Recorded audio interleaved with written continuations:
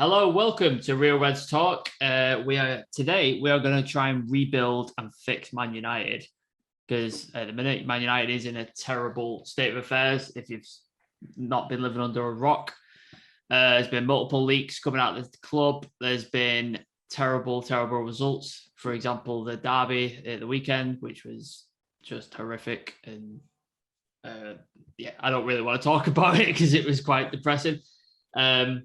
So yeah, I just want to welcome to the show, Adam. How's it going, mate? I'm doing good. How are you? Yeah, not too bad. And Nick, in the darkened room, apparently. How are you? Yeah, dark room and a dark day today at work. Let me tell you that. It's every day. It's been a graft, but I'm happy to be here. So yeah, every day's a dark day at work, isn't it? Really, but you're not able to do what you want.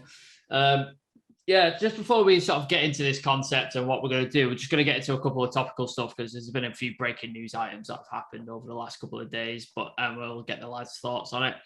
So the first thing was, there's been a report. I think Fabrizio Romano tweeted about it as well, so it's got some legitimacy to it. Apparently, Marcus Rashford is bemused by his lack of playing time and his lack of selection in games.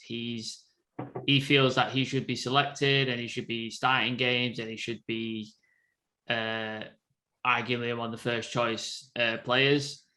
To me, it kind of baffles me because you get in the team and you play, if you're playing well and your form is good and your attitude's there and your mentality is there, it clearly isn't with Marcus. So I don't understand where he's getting this thing that he should be in the team. Adam, what are your sort of thoughts on it? As you just said there, you play yourself into the team. Look at when Jaden Sancho arrived with us.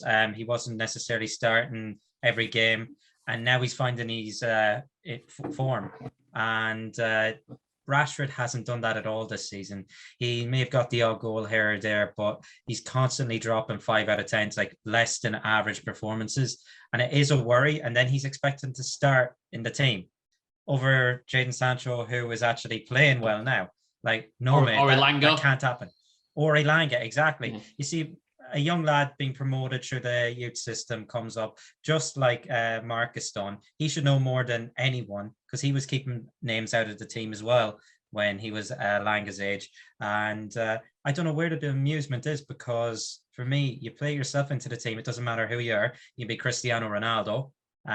You can be Messi. Messi hasn't necessarily started every game for PSG either. So you play yourself into the team if you're good enough and in good form.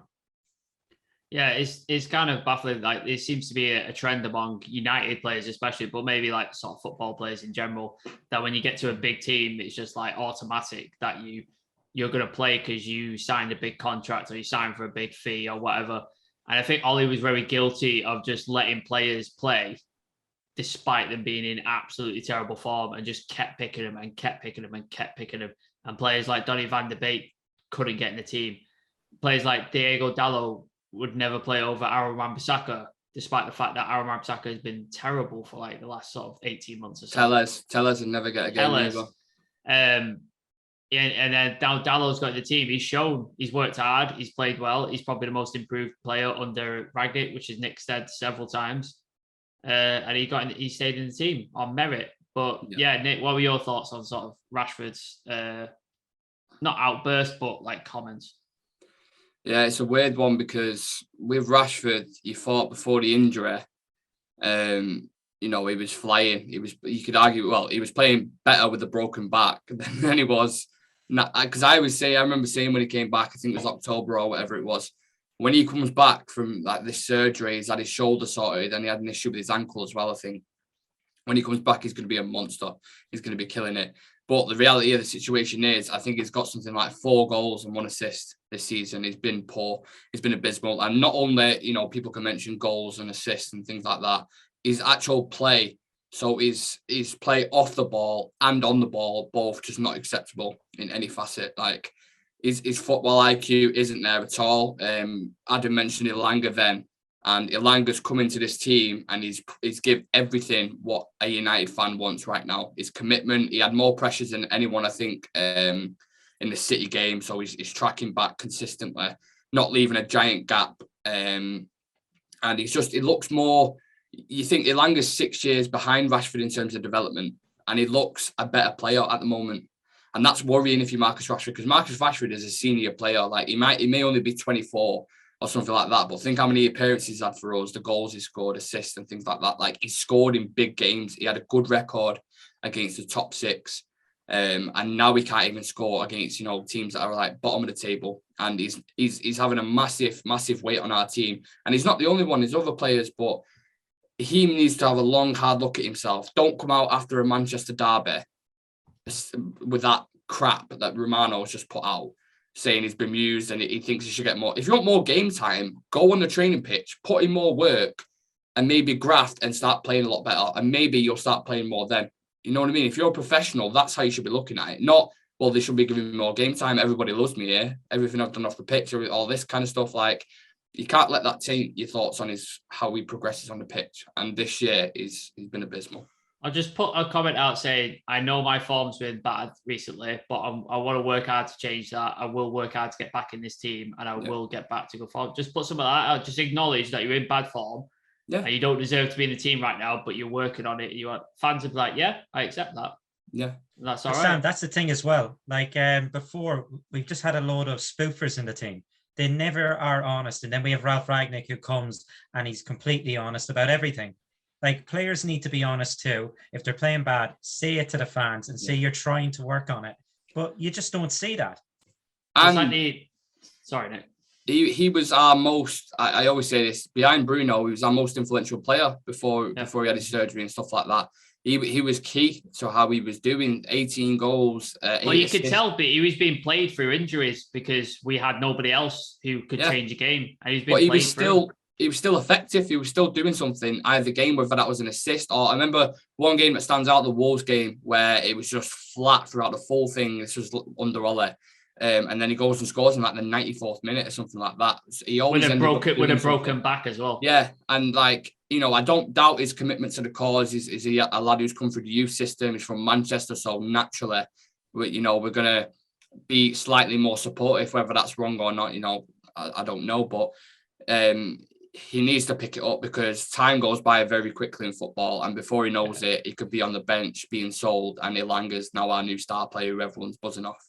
There's a history of players, especially even for United, that had all this promising potential and they were like going to be the next big thing, and they wasted it away because they didn't have the commitment, didn't have the drive, didn't have, I don't know, whatever attitude, whatever it is. There's a player I remember called Ravel Morrison. I don't know if you probably do remember who he is. Yeah. He was touted above Pogba, above anybody in his class when he was playing anything. He was the next big thing. And where's he playing? At Derby on a 1-year deal. Yeah. But he's been to West Ham, he's been to Lazio, he's been to 29 years old now, Ravel Morrison. Yeah, he's just wasted his career completely. There's one thing, right, that I was listening to an interview the other day, or podcast or whatever, and he say, well, how talented was Michael Jordan? Probably more talented than most. How much did he work? Fucking more than anyone. Anyone. And he wouldn't have been anywhere near that team if he didn't work as hard. As hard as anyone else, or if not more. So it just goes, you need both talent and hard work to make it, especially in the Premier League at Manchester United. Like, do you know what I mean? There's the phrase, hard work beats talent when talent doesn't work hard. Exactly. And he doesn't on the pitch. He can put out whatever he wants on Twitter, get his team to put out whatever, but we watch United with our own eyes week in, week out, and we know he's been at laps. I can't remember what game it was. I picked up on it when he didn't track back. And he went and scored. He was just jogging money. He was just walking, like leaving Pogba with 2 men. And was it Southampton? I feel like it was Southampton. And he's just walking back. Absolutely criminal. And I think in his head, he probably thinks he's better than what he is as well. And this goes back to the same thing about overinflated egos.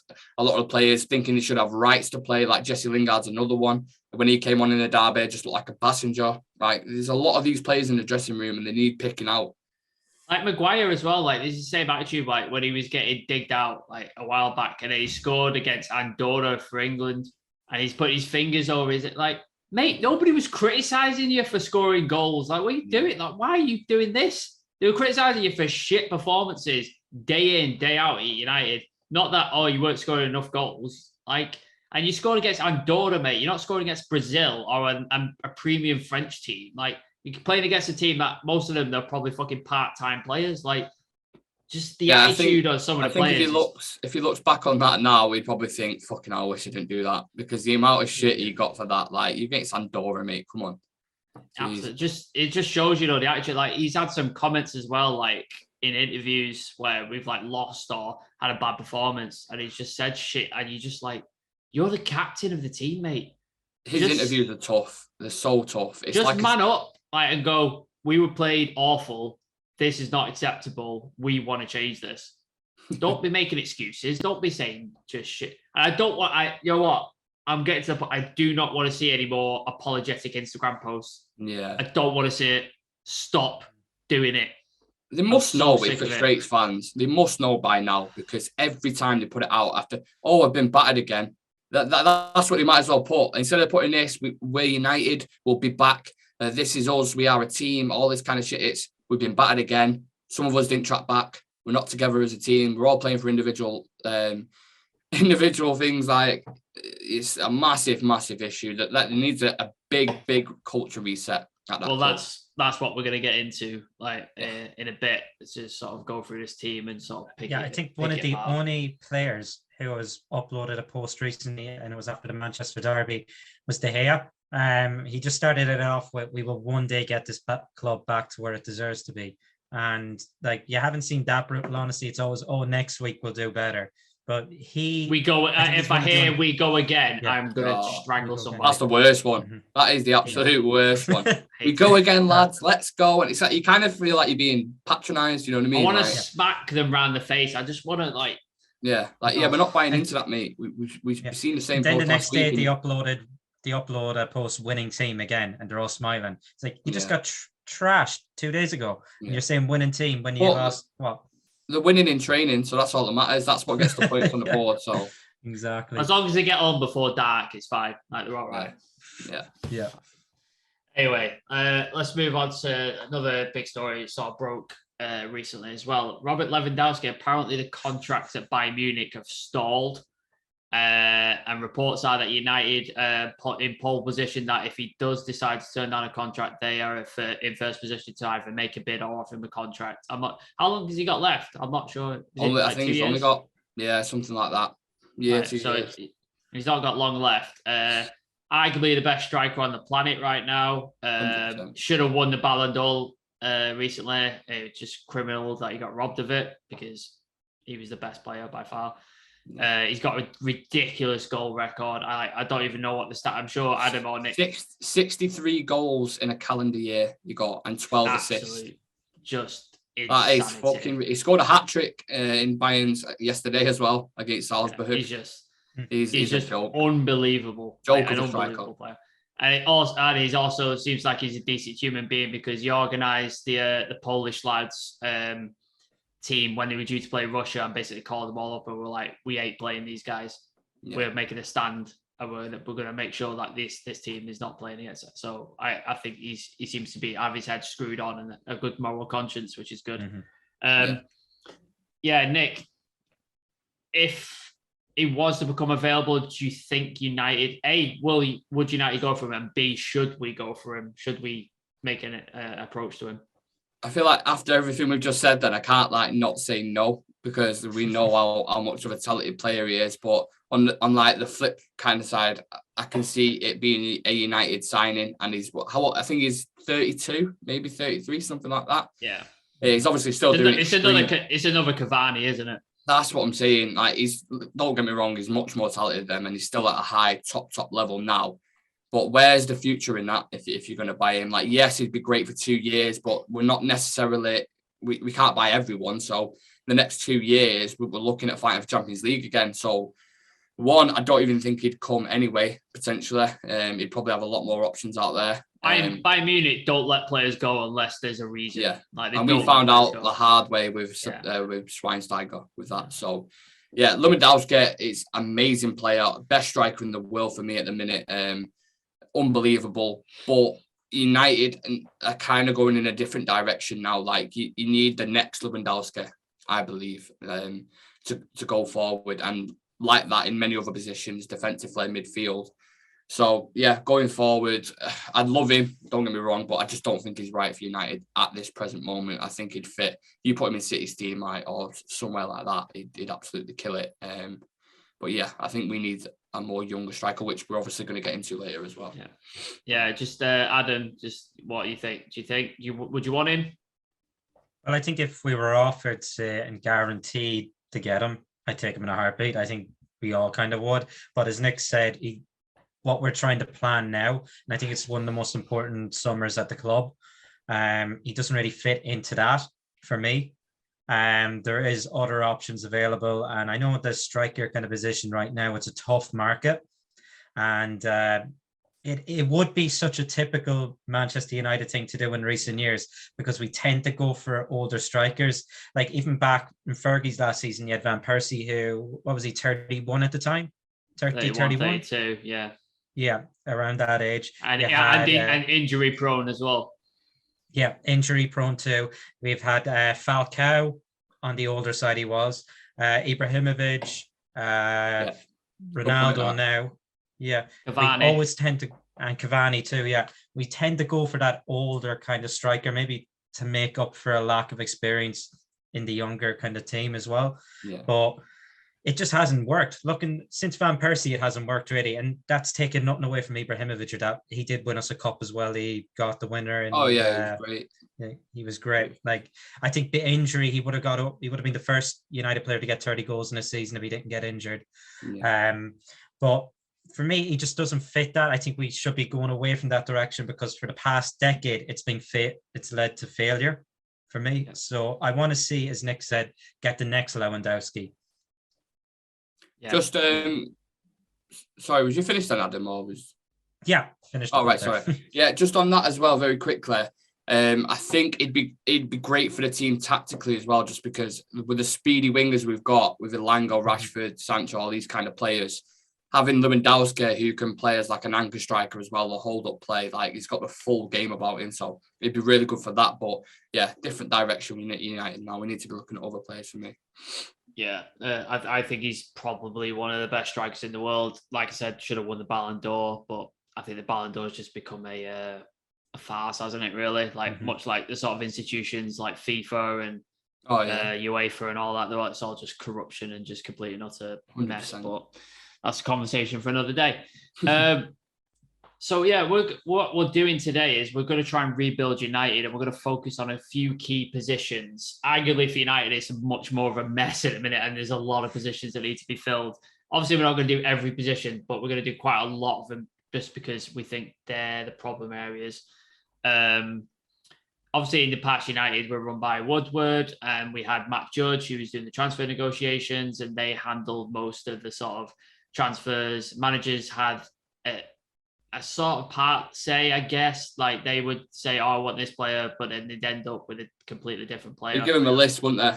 That's what they do. Give them a list, and then they get like the fourth one. Like Donny van de Beek, they got for Ollie. I don't think Ollie wanted him. I think there was players that Mourinho got that he didn't necessarily want, and then obviously in his last year, they just refused to back him completely, and that he ended up losing his job. I think the same happened to Van Gaal. I think Van Gaal was like saying, "I need this player, this player, this player." Neymar was at top of Van Gaal's list, and then he didn't get backs, didn't get a thing. And then David Moyes, who sort of signed his own death warrant because he turned down players that he shouldn't have. Tony Cruz comes to mind. Gareth Bale, Fabregas, like all world-class players. And we got Fellaini. And we paid more for him than if he would have just bought him a couple of months beforehand, which just goes to show you how our club's been run over the last couple of years. So with the recent thing, obviously Ed Woodward left. I bet he spent a lot of our money on his fucking leaving dude, didn't he? That those red paper cups don't pay for themselves. We've got a new structure in place. So John Murtaugh has taken over Ed Woodward's job, and apparently he's just focusing purely on the business side of things, the sponsorships, the noodle sponsorships that we desperately need. No, it's Richard Arnold, isn't it? Richard Arnold. My mistake. Richard Arnold. And then we have in the recruitment side, we have John Murtaugh and Darren Fletcher. not a lot's known about what Darren Fletcher actually does. I don't think even Ralph Rangnick says he doesn't actually know what his job is, which is we do. We've clarified it. He's Randall at a recess. Okay. He goes to the Glazers, tells them what's snitches on him. Yeah. He's the enemy behind lines. That's what he's doing. So that doesn't fill me with confidence. So, but what we're doing today is we're just going to imagine that I am in John Murtaugh's position. I am a competent football director, and I know what I'm doing. And then we've got Adam and Nick, who are our chief scouts, and I'm going to be saying to them, "Look, I need a player in this position," and then they're going to present me with their options, and then I'm going to decide which one I want to go with, and we're going to go through the team and just rebuild. And at the end, once we put this video out, I'll put a graphic up of like our rebuilt team and how it might look with the players that we've got and their sort of best 11 that we could potentially have going forward. So, with that all said, the first position we're going to get into is goalkeeper. So, obviously, Dean Henderson is looking likely to leave this summer because he was first choice keeper, and then he got COVID. David De Gea came back into form and he's kind of lost his place. And I don't think Dean Henderson wants to be a second choice keeper. He wants to play first team football, which is fair enough. But we do have an issue with David De Gea. He is a shot stopper extraordinaire. Like, he's probably the best shot stopper in the Premier League, if not Europe. He's phenomenally good at it. But he does have a lot of downsides. Nick has spoken many a times about his distribution problems. They are absolutely shocking. I've never seen a goalkeeper so, like, in the City game, it was just so evident. Every time he had a goal kick, you give it away. We might as well when we get a goal kick, just go to Fernandinho and go, "Here's the ball, mate. There you go." Yeah, because that's what happens every time he takes a goal kick. He's not great with his feet. I still think he has a lot to be desired when he's in the commanding his area in a corner. He's got a lot better. Like, when he first came, he was fucking shocking. Like, I'd panic every time we had a corner against us or a free kick or something. Like, I hated it. He's got better, but he's still not on the level of like an Alisson or an Edison. He's not a modern goalkeeper, is he? So he has a lot of issues as well. So he could potentially, and he's coming up to, what is he, 33, 34? Yeah, something like that, yeah. He's 31. So, is he 31? Yeah. I checked, yeah. Okay. Early 30s. That's yeah. But obviously, goalkeepers can go a bit longer, but he's one of our highest paid players. I think he's on 375k a week. So that could be an option, getting him off the books, saving a lot of money.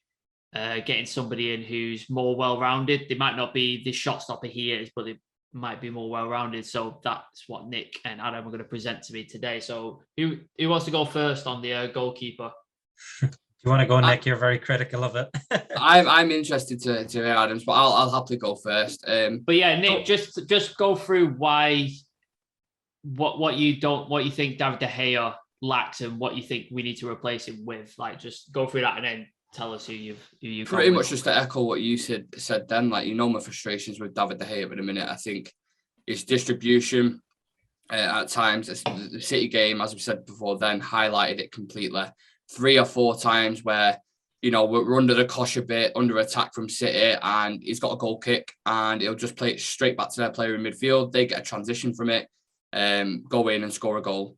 And ultimately, like, we always go on about a specific player being at fault for a certain goal, but it comes from a chain of command. It all falls from one thing, and that their goal, I can't remember who it was who scored. It might have been Mahrez's first goal, whatever, or second goal, but he kicks it out, goes straight to them, and then they get a goal from it. Like, these are things a modern keeper. You saw what Pep did with Joe Hart. Like, Joe Hart was, really good, one of the best keepers in the league for City. England's number one keeper. England's number one. All this kind of stuff. Pep comes in.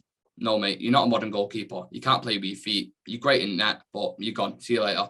He goes and gets Claudio Bravo. Not good enough for him again. Goes, gets Edison. Edison's one of the best keepers in the league. And that's ruthless. That is ruthless.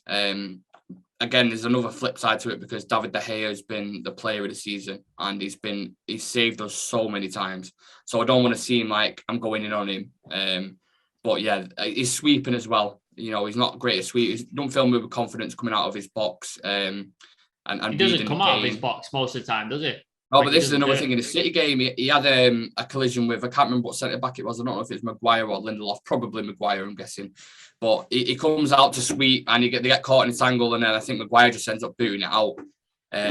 He's just not. He don't fill me with confidence in that area. So yeah, that's my thoughts on De Gea. I've actually gone with a keeper. I don't think he's probably, maybe he's would have, but I don't think he would have guessed me going for this guy. But I've gone with Keylor Navas from PSG. We nearly got him when we used to be at Real Madrid, didn't he? Yeah. So he's at PSG at the moment. We nearly got him when De Gea was going the other way to Madrid. And last season in domestic leagues, Navas 73% had a better save percentage than Courtois, David De Gea, and a better percentage than Jan Oblak in Europe.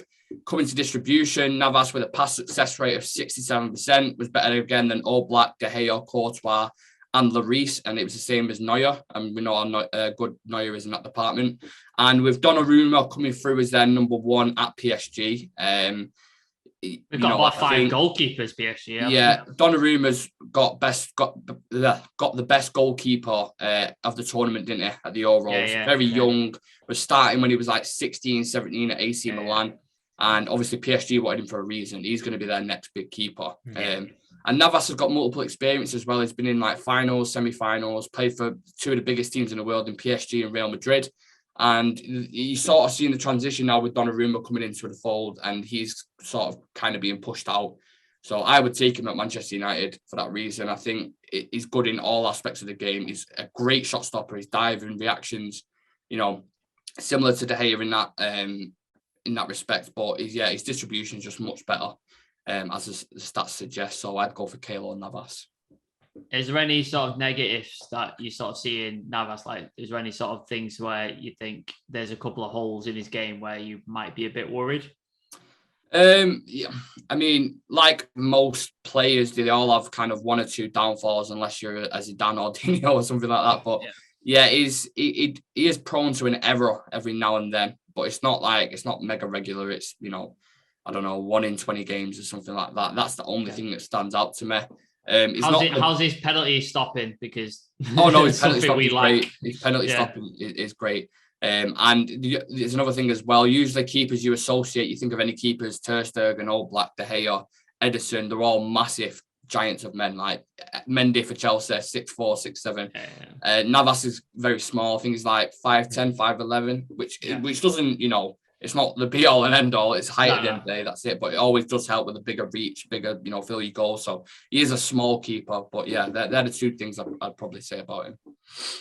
Before we get into yours, Adam, what are your thoughts on sort of Keylor Navas? I don't know if he was one of your choices when you were like going through, but I have one choice, but that's actually a really good choice, because when I did see PSG there about just over a month and a half ago, one thing I did notice was he wants to get the ball out of his hands as soon as possible and transition it into attack.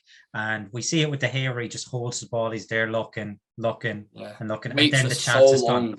Yeah, he waits for so long. So you don't have a chance at a counter-attack. And I'm pretty sure PSG scored in the last minute of the game. I seen it was Stade Rennes, who were playing, and it came from a Rennes attack. He gathered the ball, put it to Verratti. I think Verratti put it to Messi, and then it led to an Mbappe last-minute goal. So it was the quick transition, and it's something that he does do. The only kind of critical thing is he's collecting crosses. That's one thing, and it might be a bit more. That might fall down to his height again because of it. Yeah, exactly. Because he is a small keeper, but again, he's won Champions Leagues with Real Madrid. La Ligas. He's La Ligas, Ligue 1, and he has the experience in the highest level, and it is a really, really good shout. And I didn't kind of consider it. And then when he said it, that's actually a really, really good decision. So I had to applaud that. That's a really, really good call. I'd be happy with him. Think about the mentality as well, coming from these kind of teams, Real Madrid. Like, we all hail sort of Varane and the Ronaldos for that. Like, he's in a similar thing. He's won a lot of trophies. Yeah. And there also seems to be a mix-up with the centre-backs too. Like, with Maguire and Varane. And De Gea kind of, I don't know whether it is like, he doesn't shout keeper, maybe keeper ball, or maybe well, that's why there was always the debate with Henderson, because Henderson had them qualities, but he weren't as good as shot stopping as De Gea. So that's why he was going back and forth on them. It's kind of, you wanted to sort of get polarization, someone just stick them together, so you'd have the complete keeper then. Yeah, and then you have Varane and it could be Navas then, who've played together at the highest level, won Champions Leagues together. So they already have chemistry anyway. So if he came into Sam, did you say you was going to put these teams into like a graphic? Yeah, so like I'm going to make the choice between your two choices, and then we're going to build a team, like our best 11 with these new signings in, and we're going to construct a team, and we'll put the graphic up. And I can't wait to see that. It's going to look sick. So it'll be an interesting team. But yeah, with all that in mind, Adam, who is your choice? My choice, I think first choice for me, I want to hold on to De Gea. I do. I know the distribution thing is annoying. I think it can be something that maybe it can work at depending on who comes in. We've seen it with a change of kind of different goalkeeper coaches, different people get different kind of De Gea out of the training. So I kind of went with it more so a Dino replacement. Yeah. And I kind of went with Areola from West Ham as a backup. I think is he on loan, or have they signed him permanently? I think they signed him permanently. Signed him permanently. Yeah. He came for PSG as well, didn't he? Yeah. He did, and I think he played for Real Madrid too. I think he came through their ranks, and then he went. He played for them. He played for them when he was like 18 or something. A lot in common there. We were in sync there. Did you two just look at Real Madrid and PSG? That's it. Like, we just didn't. I start looking at the other teams. Fuck him. Now, one thing I kind of noticed about Areola, he's starting the Europa League games for West Ham. He is, and on his average rating, it's 7.18. So I can't really judge off the league because it's Fabianski who's starting for them in the league. Yeah. And I think only Fabianski's he's second behind De Gea for second most saves in the league. So Areola is kind of like what was his name? The goalkeeper that we had back up during Mourinho. Romero. Yeah, he's kind of doing like a Romero for them. He's playing the European competition, but you're looking at his games. He's dropping 7.1, 7.5, 7.2, 7.3, and then he had a 6.8 because he wasn't tested that much. That was Dynamo Zagreb, I think they were up against. So for me, as a backup, he's a good option. He has European kind of, experience. He's played for two of the big clubs already, kind of like Navas. So he mightn't be pushed as much to start as well, because you're already second choice at West Ham. It's better to be second choice at Manchester United. So for me, that's who I went with. Some keepers, like you mentioned Sergio Romero, he was very happy to just be United's second keeper. Like, he had no illusions of like, no, I'm going to make my first choice. I'm going to make myself. He was very happy, quality goalkeeper. And I wish Dean Henderson felt the same way, because I think he'd be a fantastic second option, but he wants to be first team football. And I think that's a good point. Like, I think we could do a lot worse than keep De Gea. I think De Gea has his qualities, and he's saved us so many times in games. Yeah. Like, the amount of times he saved our bacon is unbelievable. Yeah. I know we've got a set piece coach, and he did have a goalkeeping coach who retired, didn't he? He worked quite closely. Was it? Yeah. What was his name? Eric Ramsey, was it? Yeah, that's the one. Yeah. And he was quite close with him, wasn't he? And he sort of worked with him. He's retired. So maybe we could, like you said, we could bring in a coach who works with De Gea and improves his distribution, improves his sort of command and his sweeping and stuff. Like, that could definitely be an option. But yeah, Nick, what are your thoughts on sort of getting in Areola as like a second option to Dean Henderson? No, I like it, Areola. I was actually looking at him, not obviously for the De Gea replacement, but when I was going through keepers, like doing my research and stuff like that, Areola popped up, and I was thinking, one thing that stuck out to me, I remember the game, he had a spell at Fulham, I think, and we had a tough game against them, I think, where Pogba scored a worldie of a goal. But he played very well that game. He was solid in net, and ever since that, I've kind of been keeping a small eye on him. But Yeah, I think he's a great shout, to be fair. I've got nothing really negative to say about him. I can't lie and say I watch him, every single game, because I don't. But from what I've seen of him, I like him, and he's a decent keeper. Yeah, I think, like, from my personal point of view, I've got to the point now with De Gea where I'd like to see him go. Oh, wow, you'd like to see De Gea go? Yeah, because I've got to a point now where I get, like you, Nick, I get so frustrated watching him distribute the ball and costing us possession, costing us a chance. Like Adam mentioned, the hesitation, costing us a chance for a counter-attack. Just get the ball out your hands, mate, and get it forward. Yeah. Like, you remember we had Schmeichel and he could chuck the ball the length of the pitch. Yeah. Like, he'd literally just hoof it. And remember the goal we scored against City, Sam, when Henderson threw it straight to Shaw? And Shaw exactly. He ran down the wing, fucking, like, it's so frustrating that we have no option playing out from the back when De Gea has the ball. Yeah. And it frustrates the life of me. And as much as I love his shot stopping and some of the saves he pulls off are absolutely amazing. Like, I think I've lost count the amount of saves where I've watched it and gone, how has he done that? Yeah. Like, how in the world has he got his hand to that? And it's just, and I think he's been a great servant for the club. He's been around. He's been like 10 years? Longer? Yeah. I think it's 10 years. It would be 10 years now. It was the year before. Well, they won the Prem with us, didn't they? Yeah, so, it was the year before that. Mm-hmm. Yeah, so the year before Fergie retired.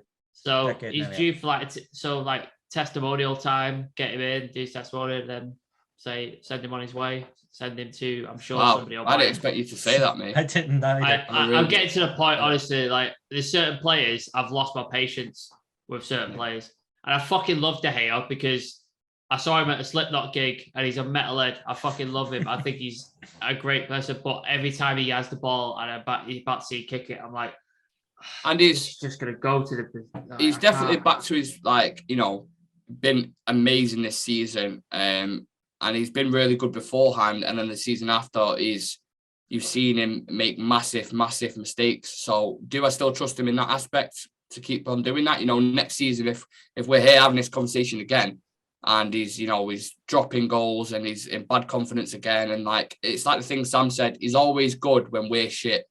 Yeah. When we start getting better and good, that's when he becomes dog shit. So there's a few things with him. For me, I feel like maybe I'm nitpicking a bit with De Gea because, as I said, he's been one of our best players this season. But look, if you want to be ruthless and you want to win titles, and sometimes you have to be like that with your team.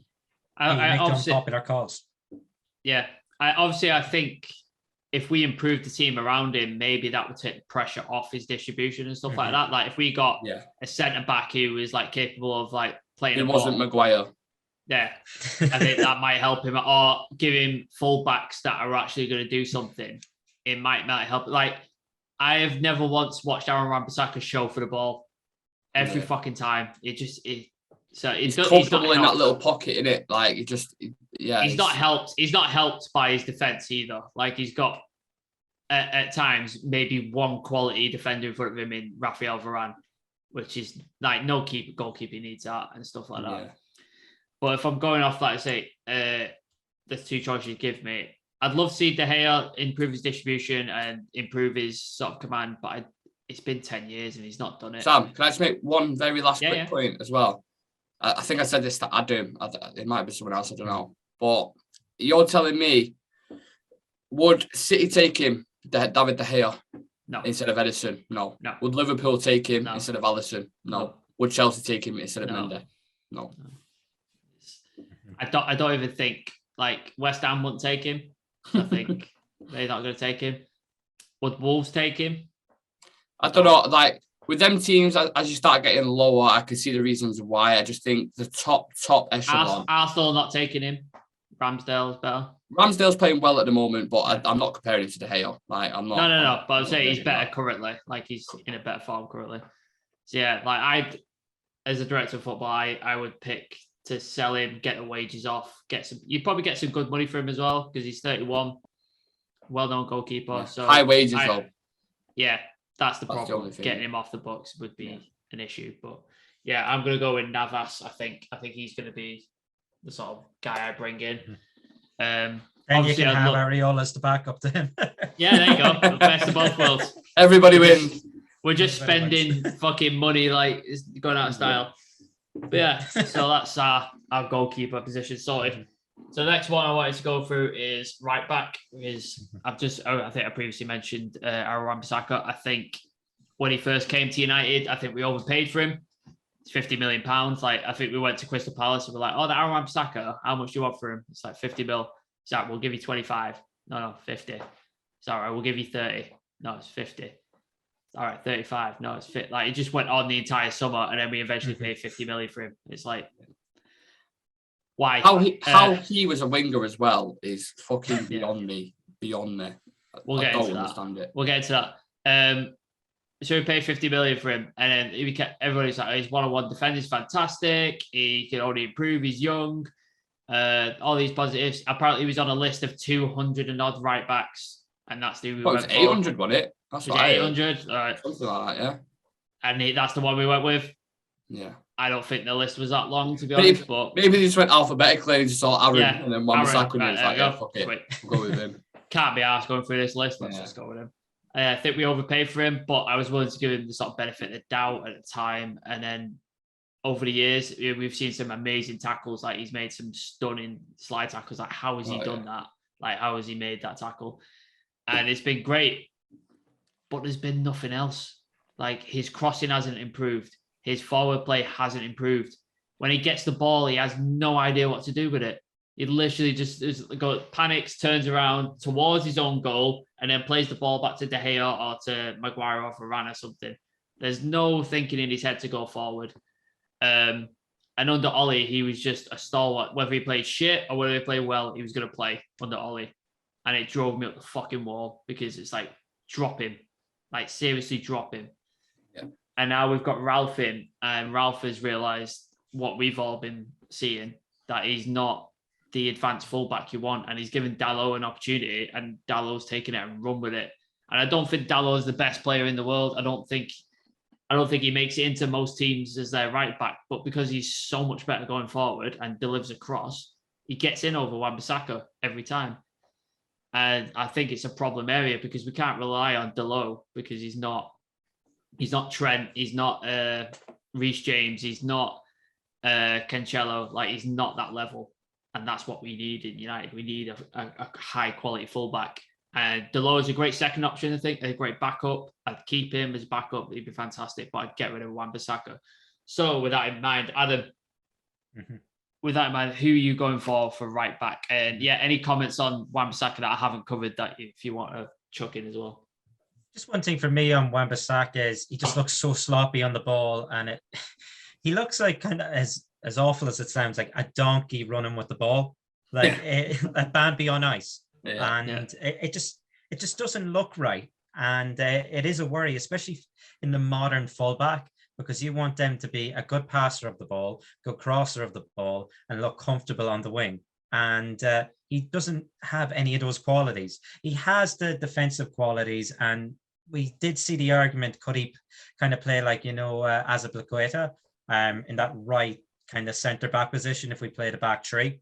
There's talks about that, but I think Ollie done it against Leipzig, and Angelino completely destroyed that side of the pitch. And we obviously got knocked out of the competition, then we did. So I felt like that was the experiment there, and it just didn't work. It didn't look right.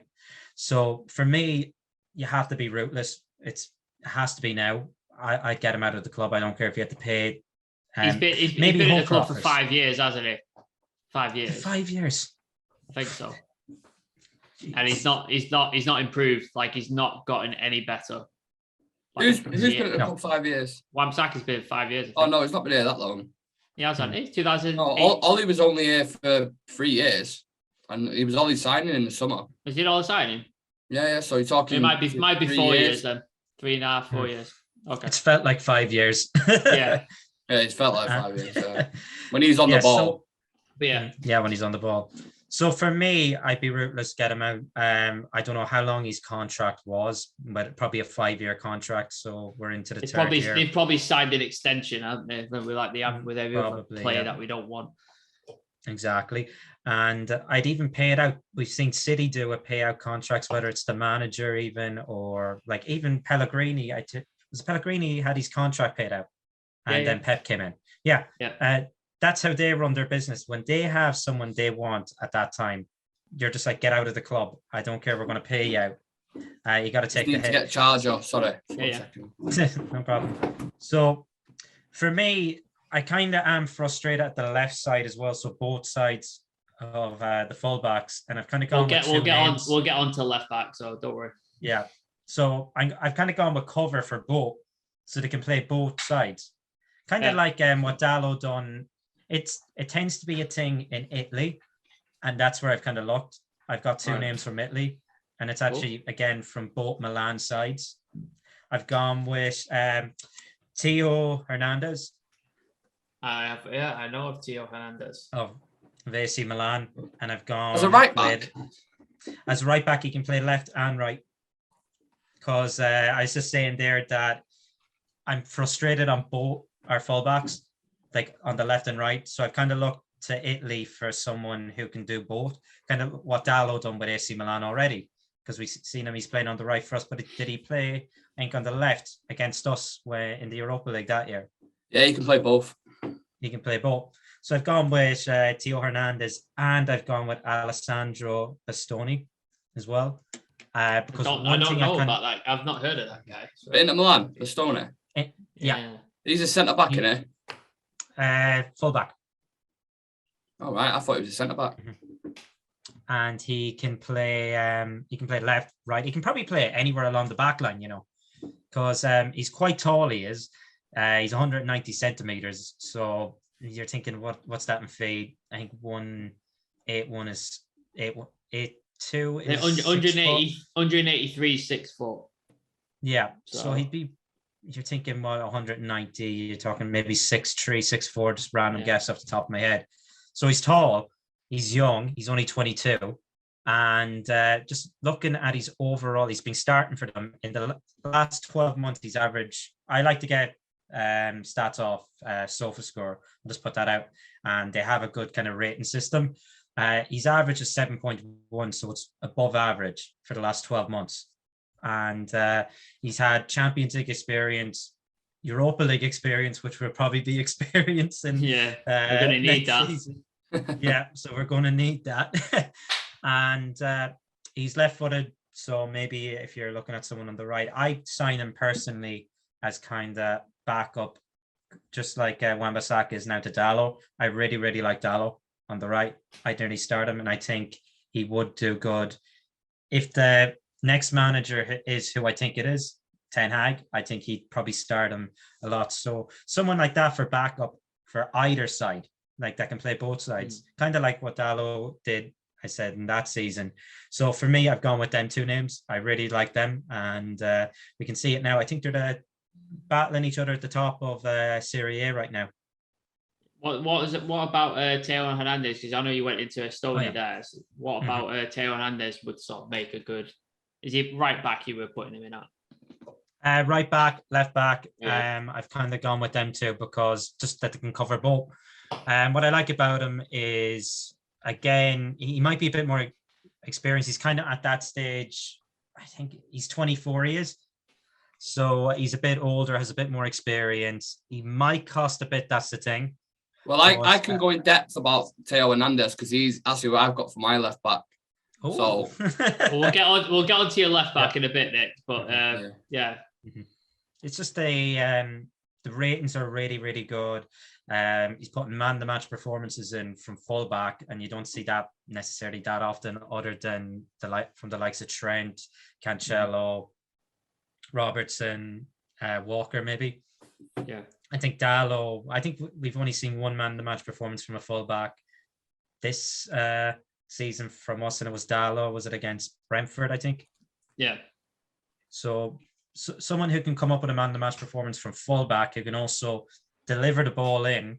That's one thing they're both really good at, delivering the ball in. And that's why I've kind of gone with Italians, because they also know how to defend. I know Teo Hernandez isn't Italian, but he's like working in Italy, so he's kind of learned from the best. The Italians know how to defend. Yeah, like we've seen it against England. Yeah, throwing that in there. Painful memories. Yeah, Nick, anything I've not said about Wan-Bissaka that you wanted to mention, and then get on to your right back choice? No, I think you pretty much said everything you need to about Wan-Bissaka. Doesn't pass the eye test, does there? Doesn't seem like he's developing at all. For some bizarre reason, Rangnick's brought him back in now over Dalot. I don't understand that. I'd love some journalist to do his job and ask a question about that. We've been joking about it in the group chat, haven't we? Like, what the hell has gone on? Like, why is he not playing? No idea why that happened. Playing really well under him. So, yeah, Wan-Bissaka, same thoughts pretty much as you guys on that. In terms of Bostoni, I always believed he was a centre-back and played in a back three. So, I don't know. If he can play wing-back, then yeah, he seems like a very good player. For Inter Milan is very important, so getting him off him would be a bit hard if you're going to go down the sort of you compete with Dalot because he's a first teamer for Inter Milan at the minute, so it'd be hard to get him off. The other option, Teo Hernandez, like I said, he's one of my choice for the left back, so I'll go into depth about him a little bit more. I really like him as a player, so happy with Teo Hernandez. Not too sure about the Bostoni. That's just my opinion. Yeah, give us your right back choice then. What have you gone for? So mine's another bit of a mad option as well, which you probably wouldn't have guessed I've gone for, but I've gone with Jonathan Klaus, having a great season at Lens in the French league, 25 games, 4 goals, 9 assists, which is obviously great for a modern right back. An average of 7.4 per game on SofaScore. Been extremely consistent, good at taking set pieces. He's at the right age where him and Dalot can compete, but Dalot still has time to develop into the right back. I think he can become because I really rate him. So different options to what most people would go for, but he's been really good this season and one of the standout performers in that league. And he'd probably be a lot cheaper than some of the obvious ones out there. He's great at set pieces as well. Playmaking from right back, like a Cancelo or Trent, really good at. And yeah, that's my case for Jonathan Klaus. Is there any sort of drawbacks for Jonathan Klaus? I know what was his age again? 29 years. 29. So he's experienced in the sense of obviously playing in, if you're playing in the French league or any kind of league like that, it's a top level, but he isn't experienced in the terms of winning trophies and stuff like that. So that's the only downside to him. But the season he's having is one of the best in Europe this year in terms of the stats that he's outputting. And I like the look of him. So Nick, I just want to point out one thing. I just looked it up on Alessandro Bostoni. He started his career as a fullback, and he's kind of played more so this season as a centre back for Inter. Yeah, so he can do both in it. It's a blend of both. So yeah, look, versatile. There's a centre back. Yeah, versatile players I'm always happy with. But yeah, that's so Jonathan Klaus is who I'd go with at right back. Yeah, there was other ones, but I don't know. It's a bit weird, the market in a minute, because there's not ones out there that are like obvious. There's sort of little gems that you have to go find. So it'd be interesting to see who they actually go in for. Well, United's option at right back was fucking Kieran Trippier, wasn't it? So yeah, and I don't mind an experienced player coming in because I believe Dalot will be a really good right back. Like I really like him as a player, and he's 21 years old, something like that. So I won't bring someone in. If I was going to bring someone a similar age, I'd go with Lamptey at Brighton. But because I want Dalot to develop into that right back, I think he can. That's why I've gone with this guy. I was actually surprised nobody brought Lamptey to the table. I was waiting for it because I rate him highly. I think he's a fantastic player. He's quality. I was waiting for somebody to bring him, but it didn't happen. Do you know anything about Jonathan Klaus, Adam? Like, can you make any comments? I do kind of watch. Know who he is. I kind of watch a bit of the French league too. I'm trying to keep up on top of things because I do have a few names written down here that I'm going to mention from the French league. So, but I haven't really paid much attention to him. No, he's good. You should give him a watch, man. Watch a few highlights from him. He's solid, especially going forward. His playmaking, his set pieces as well, which we're obviously shy from set pieces. He's really good on the ball from a technical standpoint. So, yeah. I think if we can split the difference, because we can let Nick talk about Teo Hernandez for left back in a minute. If we put Jonathan Klaus on the right back, and like you said, we'll make Dalot our first choice right back going forward, sell Wan-Bissaka, and then Nick, if you want to talk about Teo Hernandez for your left back, and then we can sort of like go into that, and Jonathan Klaus as well. Like I said, it'd be much cheaper than going to get like an obvious one. So I'd look at like Trippier was for Newcastle, like 20 million, 30 million around that mark. So left back, Teo Hernandez, a lot of things, obviously, what Adam said, completely agree with. 24 years old, consistent wing back who's as fast as anyone. 4 goals, 6 assists, again for a left back, really good. Accurate passing percentage on most things is pretty high. Wins more than 60% of his ground and aerial duels, which, to put into perspective, Cancelo, Trent, and Reece James have an average of about 50%. And only Cancelo has better dribble success percentage, so he's great at beating a man as well. My second option, I know there isn't a second option, but I really wanted to go with Lode for Atletico Madrid. He was like my second one, and I remember the game he played against us. He was absolutely quality. He was one of the best players on the pitch. Wonderful technical, wonderful for João Felix. Wonderful technical player. His passing, crossing, all kind of things like that, and he's tenacious in the tackle as well. That's why Simeone likes him, because he gets up and down the pitch. He's only 23 as well, so that would have been my second option. It's weird how we had a second option just in case. I don't know why, but that's who I'd go for, Teo Hernandez. I think like Adam rates Teo Hernandez quite highly.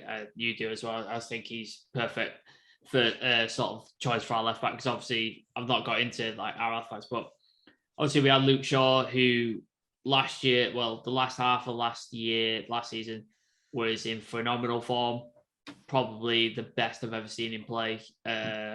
Went to the Euros, had a fantastic Euros, ended up in like the Euros team as well, didn't he? Like the best 11 Euros. I think so. Him and Maguire got in it, didn't they? I think. Yeah, had a fantastic, and then since then he's just fallen off a cliff. He's just absolutely gone to pot, and I don't understand what's happened. I don't understand.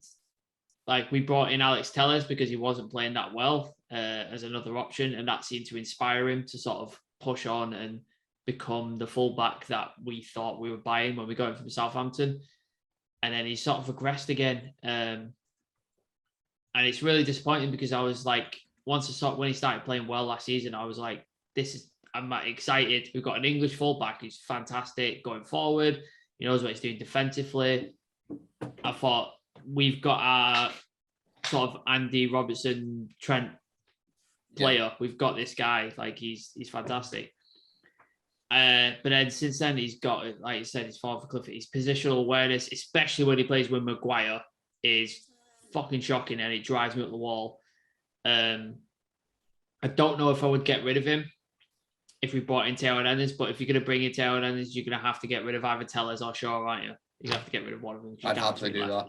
Happily. Mm-hmm. You have to get rid of one of them. So I would go with Shaw. As we're talking now too, they're currently kind of discussing a contract extension for Luke Shaw. I kind of read that today. So if it's anyone, it could be Telles, who's been shifted, who hasn't necessarily had much of a chance, really. No, he's not his opportunity, which is why I'd be inclined to let Shaw go, because Telles has not had his opportunity, and I think could be a quality. I think he has. I think he's had more than enough games to prove. He's only been here a lot less than a season and a bit. More than a season. He's not been here. He's been here more than a season now.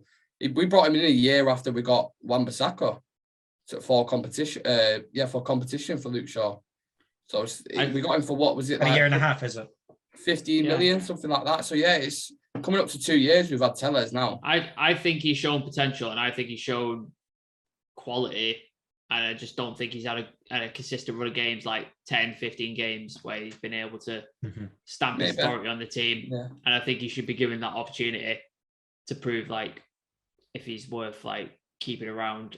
I think Luke Shaw's had his opportunity. He's been here for God knows how long. I don't even know how long he's been here. 8 years. And he's not. I thought he'd finally broken through last year. I thought this was finally it, and it's just not happened again. He's not pushed on. He's not done it.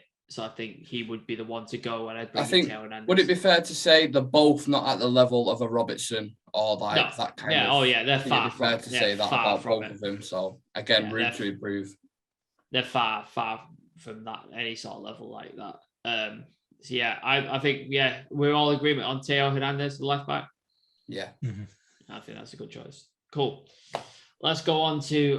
Here we go. I don't want to talk about this. Centre back. I reckon Adam's going to have the same as me on this one, but we'll see. We'll see what happens. So centre back, obviously we've got quite a few centre-backs at the club. We've got Adam's favourite, Phil Jones, coming up to testimonial age. One of the only other players who's won a Premier League, apart from De Gea in the team. Ronaldo aside, I mean, like, been consistently in the team. I think he's on his way out the door. He was due to go on loan to Bordeaux, and it didn't happen for some reason. So I think he's gone in the summer. I hope the Bordeaux anyway. Jersey bought and everything. Yeah, had his name on the back, all ready to go. So I think he's on his way out the door. Rafael Veron, I think, is at one of our first choice centre back by far. Quality player, Champions League experience, World Cup winning experience, La Liga experience, like everything you want in a centre back. Confident, knows how to play the ball, makes the tackle. Like, the only slight thing about Varane is he's a little bit injury prone, which is quite concerning. Yeah, but I think he's our first choice centre back. We've then got Victor Lindelof, who I think for the most part he's put in some decent performances. He has had a few errors in him. He's had a few sort of major errors, fuck ups and stuff like that. But I think this year he's arguably been our most consistent centre back by a long margin. I think he's worth keeping around, especially as a second choice or someone's playing cup competitions, whatever, as a rotation option. I think he's worth keeping around. Eric Bailly, I fucking love Eric Bailly. I love he's absolutely mental and batshit crazy. He's the kind of player who bicycle kicks in his own area. Like, he's absolutely off the chain. And I think when he's fit and on it, he's arguably our second best centre back behind Varane. I think he's fantastic. His biggest thing is he's injury prone. He's just constantly injured. He's never fit enough, long enough for us to get a run out of games out of him. A centre back needs to be playing like 25, 30 games a season, I think, if you want to be a first choice centre back, and he's just never been able to do it. And as much as I love him, I think it's time to let him go, because I just don't think he's ever going to be our first choice centre back. And Harry Maguire. What haven't we said about Harry Maguire in the last couple of weeks? No introduction needed. Paid £80 million for him, which we all thought was overpriced at the time. But this is United playing for an English player, and United tax on top of it. We knew it was going to cost us a fortune. We knew he wasn't worth £80 million. He came into the team, had a few all right performances, decent performances, dropped a few clangers, went to the Euros, looked absolutely amazing. Got into the Euros Team of the Year, fantastic. Has come back to us this season. Did Mykonos happen this summer, or was it summer before? Good question. I couldn't tell you. If I was to guess, it feels like such a long time ago. I'd probably say COVID has fucked time up on it. I'd probably say this summer. Yeah, so went to Mykonos, headbutted a policeman, allegedly. And then policeman. since then,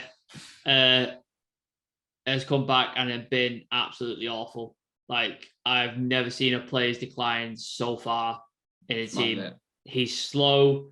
He gets turned he turns like a boat, like with the players that are running past him. He dives in, rashly for tackles, and then doesn't get there or takes the man and gets a booking.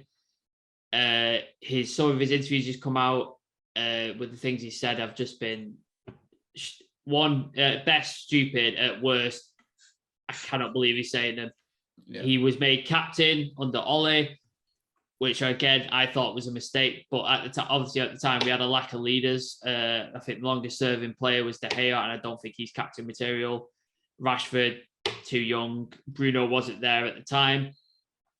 Obviously now we have a few more options. I think personally Bruno should be captain. The captain should be taken off Harry Maguire. And I don't think he's United quality. I don't think he's at the level we need, and he makes too many mistakes. I think he needs to go immediately. He needs to be gone from this club. The perfect analogy for Harry Maguire, right, is it's like if you're a United player and you're performing well. So say Maguire, say you've got a boss in a restaurant, right, who's constantly burning the paninis and the sandwiches. He's always late. The money's missing out of the till, all this kind of stuff. And then he's coming to you trying to display authority and is like, you should do this, you should do that. Who's going to listen to him? No one, right? So on the pitch, he's constantly making mistakes. He's constantly at fault for goals, probably 17, 18 now this season alone individually. He can't be a captain with performances like that. He just simply can't. Like, you need consistency. You need to be playing well every single game and setting the standards for the rest of the teams. If that's the standards of Harry Maguire, what everyone's like, if you come into a club as a new player and you look about the dressing room, see people like Ronaldo, De Gea, all these kind of players, Varane, who've won multiple things, and then you see Harry Maguire when you walk in, you're like, who's the captain here? And they go, oh, he is over there. And I could just imagine like him on the training pitch, falling over his own feet, fucking head hitting the floor, and they're like, oh, he's the captain. And they're like, yeah, he's the captain. He's like, you being serious? And they're like, yeah, he's the captain. And they're like, oh, fucking hell, like, this is the standards here they're dropping because he's captain. So, yeah. Yeah, Adam, thoughts on Harry Maguire, if we've not said it already? I have said it in the past, but like, what strengths does he actually have as a defender? You can't really say anything. You talk about his aerial kind of ability, but even then, he's only scored maybe 2-3 times since coming from a corner, and then he's given away how many. João Felix comes to mind. That the position and defensive positioning was awful for that. He let the man go. He was beaten in the air. Like horse as well. Yeah, not playing the game. I've seen cranes turn faster. You know, the ones that actually build skyscrapers, the huge ones. Yeah, I've seen them turn faster than him.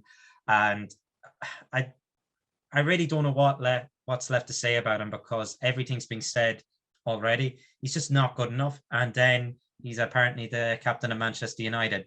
The worst captain I think we've ever had at the club. Even if you're going back when we were in the second division, I think there were still better captains around then. Yeah. Antonio Valencia was a better captain than Harry Maguire. And he doesn't speak English. Yeah, he can speak English.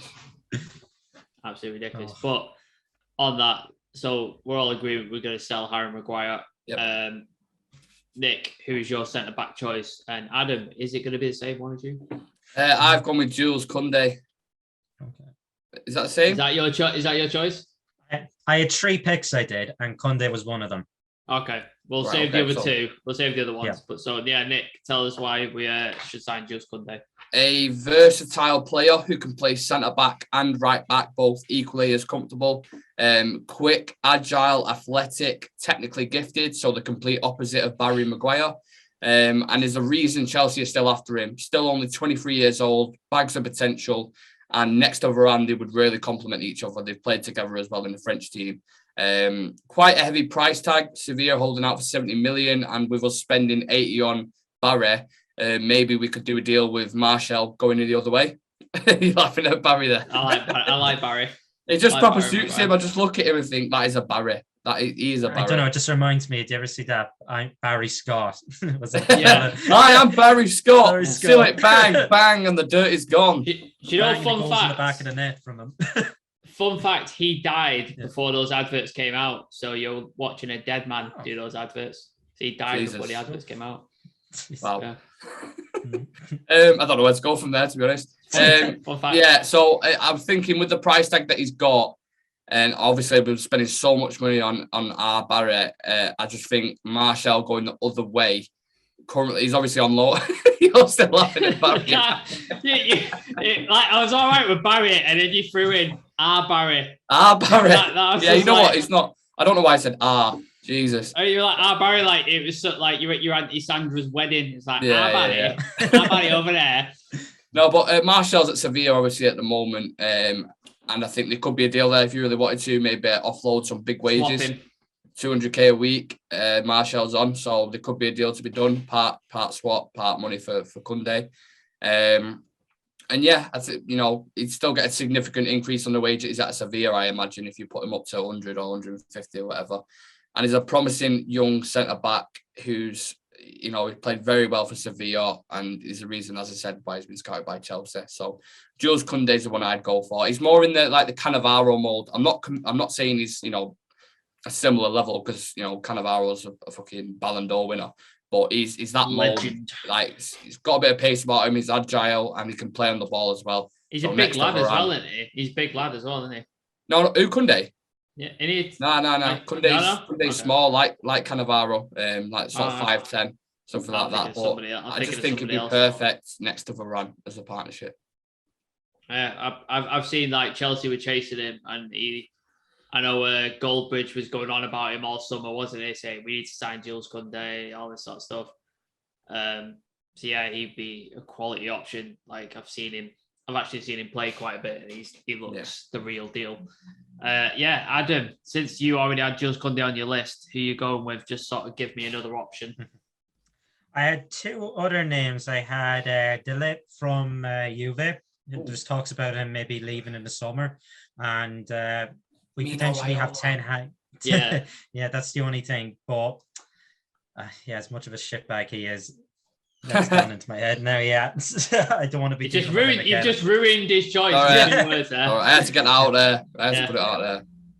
I had him anyway down, and I had another name, but on De Ligt, he's worked with Ten Hag in the past, and it's growing now that it could be Ten Hag, the next manager. You couldn't do it, could you? You couldn't do one stream without saying Ten Hag's name. Impossible. You can't do it. You know what I might do? When this video goes up, I'm going to have a Ten Hag counter in the corner and just be like, ding, ding, ding, to see how many times it gets mentioned.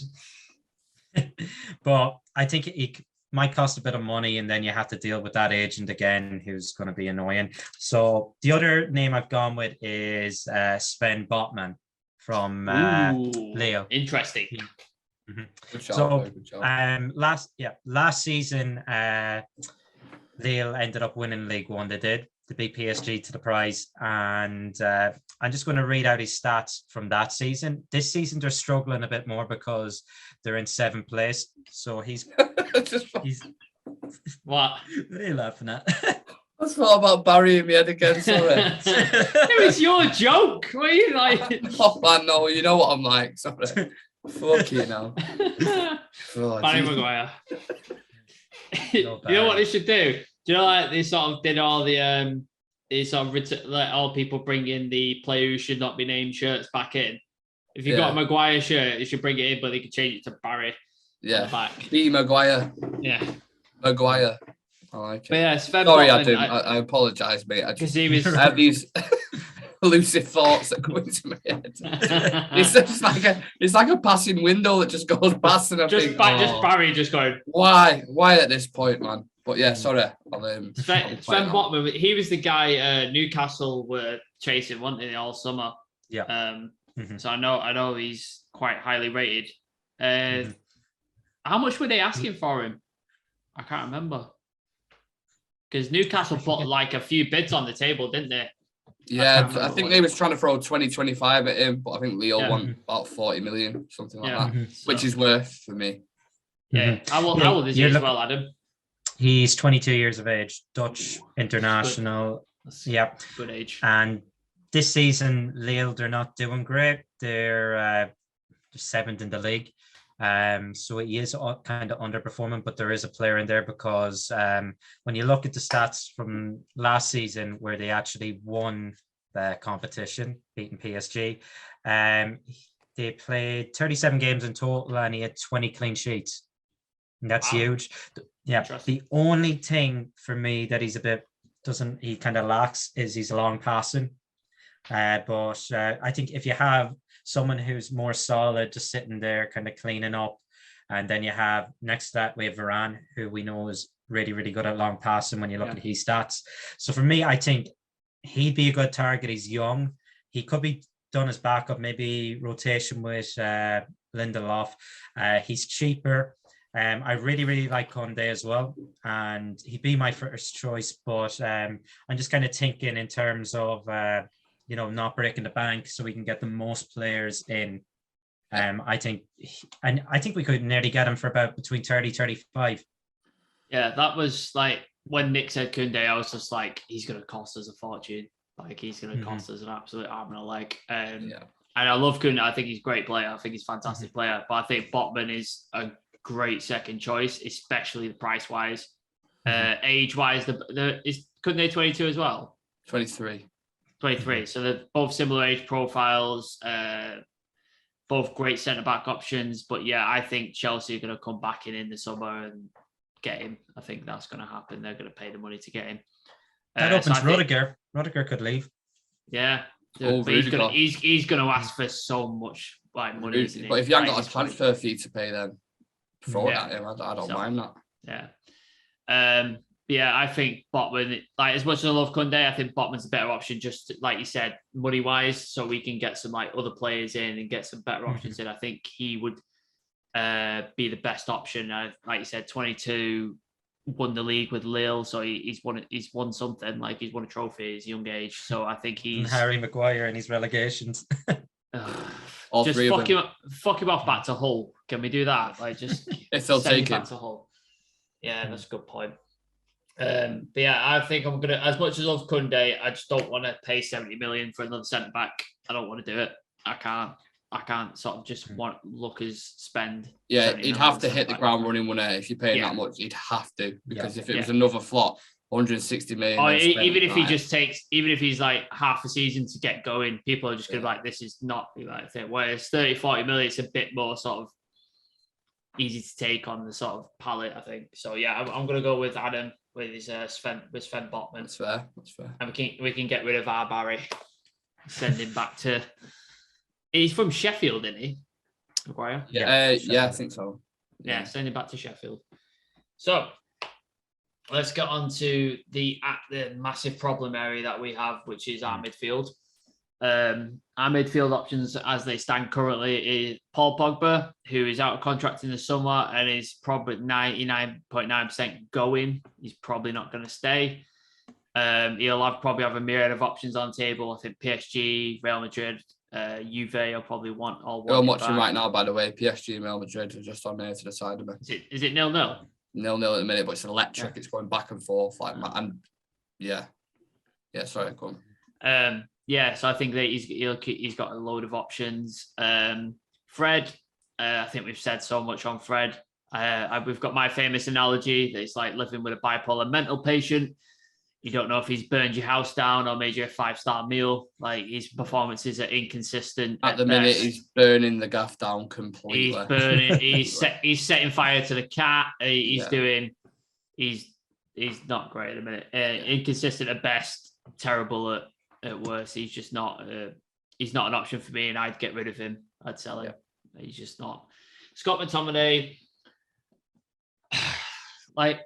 I like Scott. I think his attitude's good. I think his mentality is there. I don't think he's an elite player. I don't think he has the passing ability of somebody like Pogba, but I don't think he has the defensive capabilities that someone like a Fernandinho or a Naby Keita or someone like that. He doesn't have that either. So it's like, why do you leave him? Like, where does he play? I think he's an all right squad option. Personally, I would sell him, but I don't think they're going to sell him because he's an academy graduate. I think they're going to keep him around. I think he's going to stay. So if he's a squad option and he plays in like the the fucking Carabao Cup, and then like Europa League, which will probably be in next season, I think that's fine. I can accept that. And then Donny van de Beek, who didn't get a look in under any single manager we've had. He's 3 managers and none of them fancied him. We don't know what the reasons are. We don't know why he's not getting any options. He's gone to Everton on loan. Seems to be playing pretty well. He's only had a few games, but seems to be pretty decent. Everton seems to be playing well. Everton are fucking shite. They got absolutely tanned by Spurs. Is it Spurs? He was pretty shit in that game as well, to be fair. Yeah, they got tanned by Spurs, so they've got their own sets of problems. So Donny van de Beek could well go into summer, depending on who comes in. Like I said, if Adam gets his way and Ten Hag comes in, could be a career renaissance for him. I don't know if Pochettino would fancy him if he came in. I think he does rate him. He's said a few comments about Donny van de Beek previously, saying he rates him and stuff. So if Ralph stays on, I don't think he rates him, or he doesn't think he's ready yet because he sent him out on loan. And then we've got Nemanja Matic, who on his day is a fantastic DM, and if he was, like we've all said, if he was 4 or 5 years younger, he'd be a great option. He's a fantastic DM, but he just can't play more than 1 game a week. And when you're in a European competition, you've got cup games and stuff like that. You need more consistency than that. You need somebody to be able to play 2-3 games a week. And then he tends to fall apart about 60, 70 minutes in. His legs just kind of go and he just sort of can't make the runs, can't get there and stuff like that. So it's like we need to sort of replace him. I think his contract's up anyway, isn't it? Matic. Yeah, Matic. Ozzy's got another year. Well, he wants a year extension. Right. Bet he does. I don't think it's up this summer. I think he's got 1 year left after this summer, Yeah. but he wants an extension. So. I'd try and get rid of him. If not, just let him run his contract down. Just get rid. And then Bruno Fernandes, who arguably our best player that we have at the club. Consistent performer, highest assists, like goals, everything, has everything you want. Needs to be the focal point of our team. Needs to be surrounded by world-class players and keep him in that number 8 position where he's so good. He's so much better deeper than he is like going up forward. So that's our midfield options. So I think obviously Pogba's going. We're uncertain about Donny's future, so he could end up going. I think Fred needs to go, and I think Matic probably needs to go. So that's 4 midfielders. So potentially you're looking at, I think, 2 players, maybe 3 coming in. We definitely need a 6. Absolutely need a 6. Maybe need another 8 if to sort of replace Pogba. I'd say we'd get 3, but I don't think United are going to buy 3 midfielders in one window.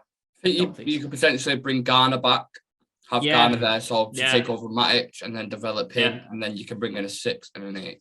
Yeah, that could be an option. Have Garner as your sort of rotation and get him to learn from the people you bring in. But yeah, our midfield's a mess, and we've been saying it for God knows how many seasons at this point, and it's just not been addressed. I think what was the last sort of I know that was wingers, wasn't it? I was going to say the last sort of player we bought in the defensive midfield. We haven't really replaced it since Carrick, have we? No. Well, Fred was the last one we bought for 50 million. Yeah. Well, unless you want to count Donny in there, but Donny never played there anyway. So no. But yeah, so with that in mind, Nick, who were your number 8 and number 6 that you wanted to? So do you want me to go through my number 8 first and then the 6, or do you want me to like join? I'll do number 8 and then we'll do Adam's number 8 and then we'll do your 6. So number 8 I've gone for would be my number 2 choice out of any signing at the moment. That's how highly I rate him. Is Christopher Nkunku, only 24 years old. I thought, is Tushimeni you were the one on your list? Yeah, okay. I know where he's going. That's 2 of us. Yeah. Can play this with Nkunku, can play anywhere on the pitch, literally like the most versatile player, one of the most versatile players in Europe, can play as a second striker, a false 9, a 10, a winger, and as a box-to-box. But his most standout performance of late was against Bayern Munich, where he got 1 goal, 5 out of 5 successful dribble attempts, 86 accurate pass percentage, 2 big chances created, 5 key passes, 7 ground duels won, and he got an 8.6 rating in that game against Bayern Munich. And he had a similar game against PSG where he played really well and stood out. Not to mention 14 goals and 7 assists in 23 games. He started 23 games, sorry. That's nearly a goal or an assist every game, and he's got 7 goals in the Champions League as well. And we've seen what his group was like against like City and PSG and teams like that. So Nkunku for me is an absolute no-brainer. Ralph knows Leipzig. He knows the team obviously very well and knows the people there. So I don't think a transfer would be as hard as it would be if you're going to go get someone off Bayern Munich or something. I just think he's the perfect option, and he can cover anywhere if we're out of sorts. So Nkunku for me is an absolute must, and he's costing 50, 60 million. Absolute bargain, 100% worth it. So Adam, you mentioned you picked him as well. Mm-hmm. I have Nkunku and Tchouaméni. And you've got them both as well. I actually instead of Nkunku, I was going to do him, but someone else kind of popped up, and they kind of remind me of Thomas Partey a bit for Arsenal, because I think as he mightn't really be playing that well for Arsenal, but I think he is a good player, and if we had him, he'd be playing better as well. So the name I said was Frank Kessie from AC Milan, whose contract expires this summer, so we get him on a free. And for me, he can play DM. He can play just ahead of that, kind of in the Pogba position. Pogba going in the summer, I think it's a really good idea. Just straight swap them two nearly. I know not to the other club, but in terms of like one in, one out, I think that's the way to go for that. And then I think Tchouaméni for that kind of holding midfield position. But and Nkunku could be that. I'd like to give Donny van de Beek the kind of leeway if Ten Hag comes in. I think he might be playing a bit more then.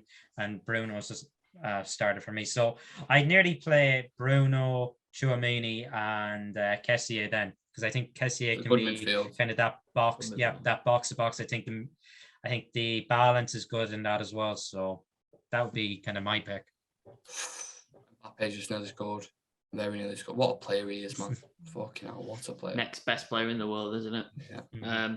Yeah. Do you want to talk about Tchouaméni as well, Nick? Because I know you really, really like that guy. Yeah, highly rate him. Either choice, I think, as we said then with Kessié and Nkunku, two great choices. But yeah, Tchouaméni, one of the best midfield prospects in Europe at the moment, currently first in the league for tackles, fifth in successful pressures, and I feel like he fits the profile for what we need, like a destroyer next to a technically gifted midfielder in the two pivots. And Tchouaméni does the dirty side of the game really well. An average of 3 interceptions and tackles per game. The club have won more tackles in the attacking third than any other team in League One, with 16 of them coming from Tchouaméni. If you take some of the best holding midfielders from recent times, so for example, people like Sergio Busquets, he has the ability to anticipate and counter press when their teams lose the ball. It was a massive attribute in Busquets' sort of skill set, and Tchouaméni is of the similar ilk. He's extremely athletic as well, so he'd suit the Premier League down to a T. And just imagine, as I said before, Tchouaméni and Nkunku together, or even Tchouaméni and Kessié. Like, it's combative, it's great on the ball, really good at pressing, tackling. Like, what more do you want in mentality, attitude? Like, yeah, just spot on. Was any other choices come to you guys' mind? Like, I know we've been linked with like Hadara, we've been linked with Kamara. Who is the other guy that we were linked with? Neves. Mm-hmm. The obvious choice is Declan Rice, but I don't want. Yeah, I think Declan Rice is a great player, but I don't want to spend 150 million on a player. I don't want to do it. Because we're just going to end up in another Harry Maguire situation where we've overpaid for a player, we expect the world from them, and when they don't deliver, he's going to get absolutely slated. I think a shout for like a box-to-box player would be Barella as well. Barella for Italy was really good. Yeah, I do like Milan, really good. You've obviously got your other players like your Verrattis and Casemiro. We're never getting Verrattis. We're never getting them. So, yeah, Barella would be another outside shout for me. Just from what I said Kessié, get him on the free, and then I went with Botman and Tchouaméni. So you'd be looking maybe 35 for Botman, maybe 40, 45 for Tchouaméni. There's 70 million. You have 3 players. And then if you're getting Teo Hernandez, he might cost a bit more too. You're looking at probably the likes of 50 million for him. That's 90 million then, or no, be a bit more than that. It'd be about 150. You're not an accountant, are you, Adam? No, I'm not an accountant. But yeah, that's why I'm the director of football. You're the scout, mate. Yeah. You're not good with numbers. That's a worry considering the field I'm going into. Neither a United accountant, so don't worry about it. Yeah, that's a good point. That's a good point. Yeah. Mm-hmm. So they'd be my picks so far. I had Kamara down too. I think he's on a free as well, is it? He's on a free as well at the end of the summer. Yep. Take them all in, honestly, and I want to get rid of Matic, Fred, and Pogba's gone too. So that's 3 midfielders that I think could just go in the summer. Pogba definitely. Pogba's a big wage off the books. I imagine he's on a lot of money. I imagine Matic is on a fair few as well. I imagine he's not on over 100k wages, probably. Is he? Yeah. So that's some good wages to get off the books. Yeah, I think Tchouaméni is. I've heard Nick rave about him. I know how highly he's rated. I think Tchouaméni is a definite. He needs to be bought. It's without question. He needs to come into the team. And it's just a question of just like, do we go and save some money and go with Nketiah, or do we stump up the money for Nkunku? Nkunku. I can't fucking say his name. Can't say his name. yeah, do we stump the money up for him? Like, that's the sort of choice, isn't it? Because if we want to get in a really good striker, like obviously we're going to get on strikers later, it'd be good to have some money. So that's the sort of dilemma we're left in. But I think Tchouaméni's definitely in there, and then let's make a choice here. Yeah, let's go with Nketiah because let's save some money and let's get him on free. We're United. We're United because I don't want to spend. I think if the more money we save and the more money we're able to think, the more players we can buy, which is what we want to do. We want to buy and rebuild the entire squad. And if we're spending, like I think we're going to do, and buy 100 mil on Declan Rice and then 50 mil on Harry Kane, and then that's it. That's the entire budget. It's not going to work. It's not going to. You're the director of football. Yeah. So we'll go with Tchouaméni and Nketiah. So make that happen, lads. We'll go with that. And then Bruno ahead of them. So that'd be the three in midfield. Yeah. That's a fucking world-class midfield. It's a good midfield.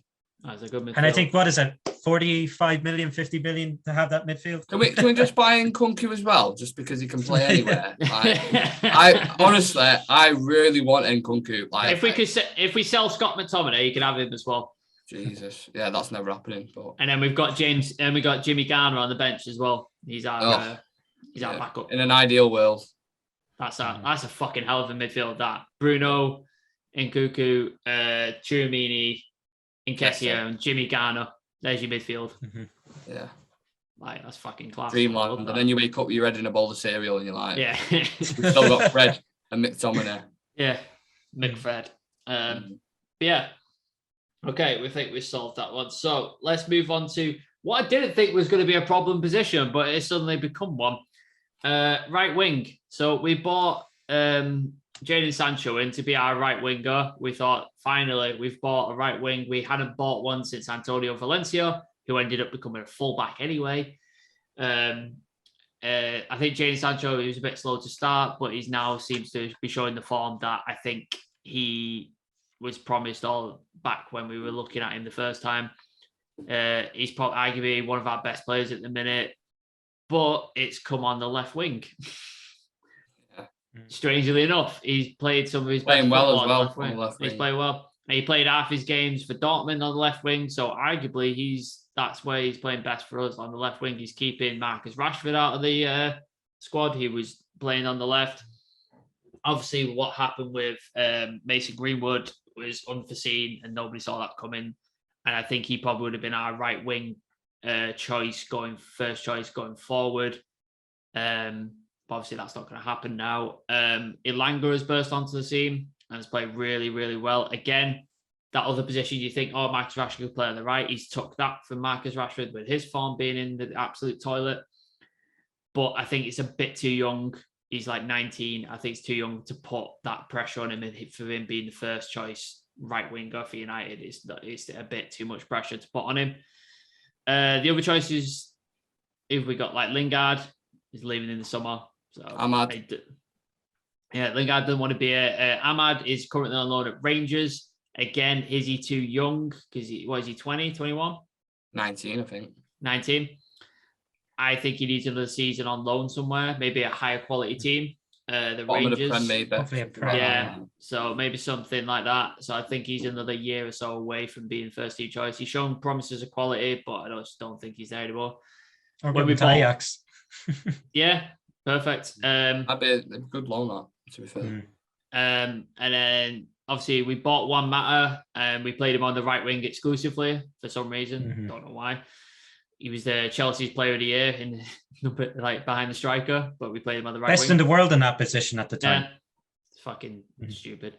But he's now, I think he's he played a game for us this season? Is he started? I think the cup and maybe was it that young boys game? I think he might have. He got a year contract extension, but I think he's done. I think he's gone in the summer. I think either he's going to retire or he's going to leave somewhere else. He is doing a few things, and he does have a degree, I think, in marketing. I could be wrong, but maybe he's going behind the scenes somewhere doing something. I don't know, but he's not. I'd like him at the club working behind the scenes. Yeah, like ambassador or something like that. I'm fine with that. Don't have a problem with that. I just don't think he should be on in the team. No. I don't think he's there anymore. So yeah, we're sort of lacking an option on the right wing. Obviously, if we can get Rashford back into form, him and Sancho can sort of play for that left wing spot, and then they could both play both sides. So that's a good option there. But I think we need somebody on the right who's not Anthony Elanga, because I think it's too much pressure to put on him right now. So yeah, what's your thoughts on the right wing situation, Nick? And what have you got for me, player wise? In fairness, Mr. Director, I thought it was a winger. I didn't know it was a right winger. So my bad. Well, just give me your wingers. It's fine. But this is what I was gonna get into. The person who I've chosen can play both anyway, but predominantly plays on the left. So this is the number one player I want out of anyone. I thought that was Nkunku. No, Nkunku's second. I said. Okay. This guy is the first, and he's currently playing right now. Vinicius Junior, 21 years old, one of the brightest talents in Europe right now, killing it for Madrid. 13 goals, 6 assists in 25 games in the league. And people recognise him usually for his pace and ability to beat a man, but his playmaking, passing, and finishing is equally impressive. Accurate pass percentage on average is 80%. And another consistent player with the right mentality who I would love at the club is honestly, as I said, my number one signing. And I think he can go to the very, very top. Now, like Koundé, his price tag would be quite hefty. And would Madrid sell him? That's what I was going to say then. Would he want to leave Madrid? That's big question mark. So if we couldn't attract the likes of Vinicius from Real Madrid, I had to go with him because I absolutely love the player. He's everything you want at United, like to beat a man, pace, finishing, everything you want. But because of the price tag, I had sort of two other options I'd go with. It's either Rafinha from Leeds or Chiesa from Juventus. I fucking love both of those options. Yeah. Did you want to go into Rafinha or? I mean, I could. There was just sort of side options in case you had an issue with Vinicius. I hadn't thinking, but with Rafinha, he's obviously done extremely well for Leeds. Been their top player by an absolute landslide. Liverpool scouting him, looking at him. West Ham tried to buy him. I think there's so many other clubs, in January. And he's more on the eye when you just watch him for Leeds. How he skins players, his agility, pace, finishing on both feet. Rafinha's quality, and then same again. Chiesa. No one really was speaking a lot about Chiesa before. I think it was the Euros when he proper came into like the light, and everyone was like, "Wow, what a player this guy is." He played for Fiorentina. Is he at Juve now? Yeah, he's at Juventus now. So he went on loan, I think, and then came back, or vice versa. But yeah, for Juventus, he's starting to kill it now as well, and looks like a promising player. So either one of them, I'd be happy with. Yeah, I think they're all really good options. Like I'd love Vinicius Junior. I think he's a fantastic player, but we're not going to get him, are we? Like even if he wanted to come to United, I don't think Real Madrid are going to let him go. And if he did, it's going to cost us a fucking fortune. I think it's just going to cost us so much money, and it's not worth just sort of continue on the entire summer trying to buy him when he's just not going to come. But I think the other two options you've given are really good. Federico Chiesa, I loved watching him in the Euros. I thought he was fantastic, absolutely amazing player. Such great skill with the ball, like could run at a man. Like I watched him. I always, when I used to play Football Manager in my addiction days, I'd always sign Chiesa on my right wing every time. I'd always sign him. I thought he was a great player. And then Rafinha. Again, the issue there is he's going to cost us a lot of money because he's a Premier League player, isn't it? And you plays for Leeds. And plays for Leeds. So he reminds me of Mahrez a lot. Yeah, very, very much like Mahrez. I think he might cost us things. So I think your best option is probably Chiesa. But then how much is Chiesa going to cost, Sam? That's another thing from Juventus to get him out of there. I think not many Italian players come out of the Italian league. Juventus are strapped for cash though, aren't they? Like they're struggling financially because they're deal with Pogba. Yeah, possibly, but they're doing they're picking up free agents all the time, aren't they? They're not paying big transfer fees at the minute because they're a bit strapped for cash. They are the best at that though. They did that with Pirlo, didn't they? So I think great signing. That needs to sort of be in consideration, but. Yeah, Adam, before I start making a decision, why don't you bring me who you've got?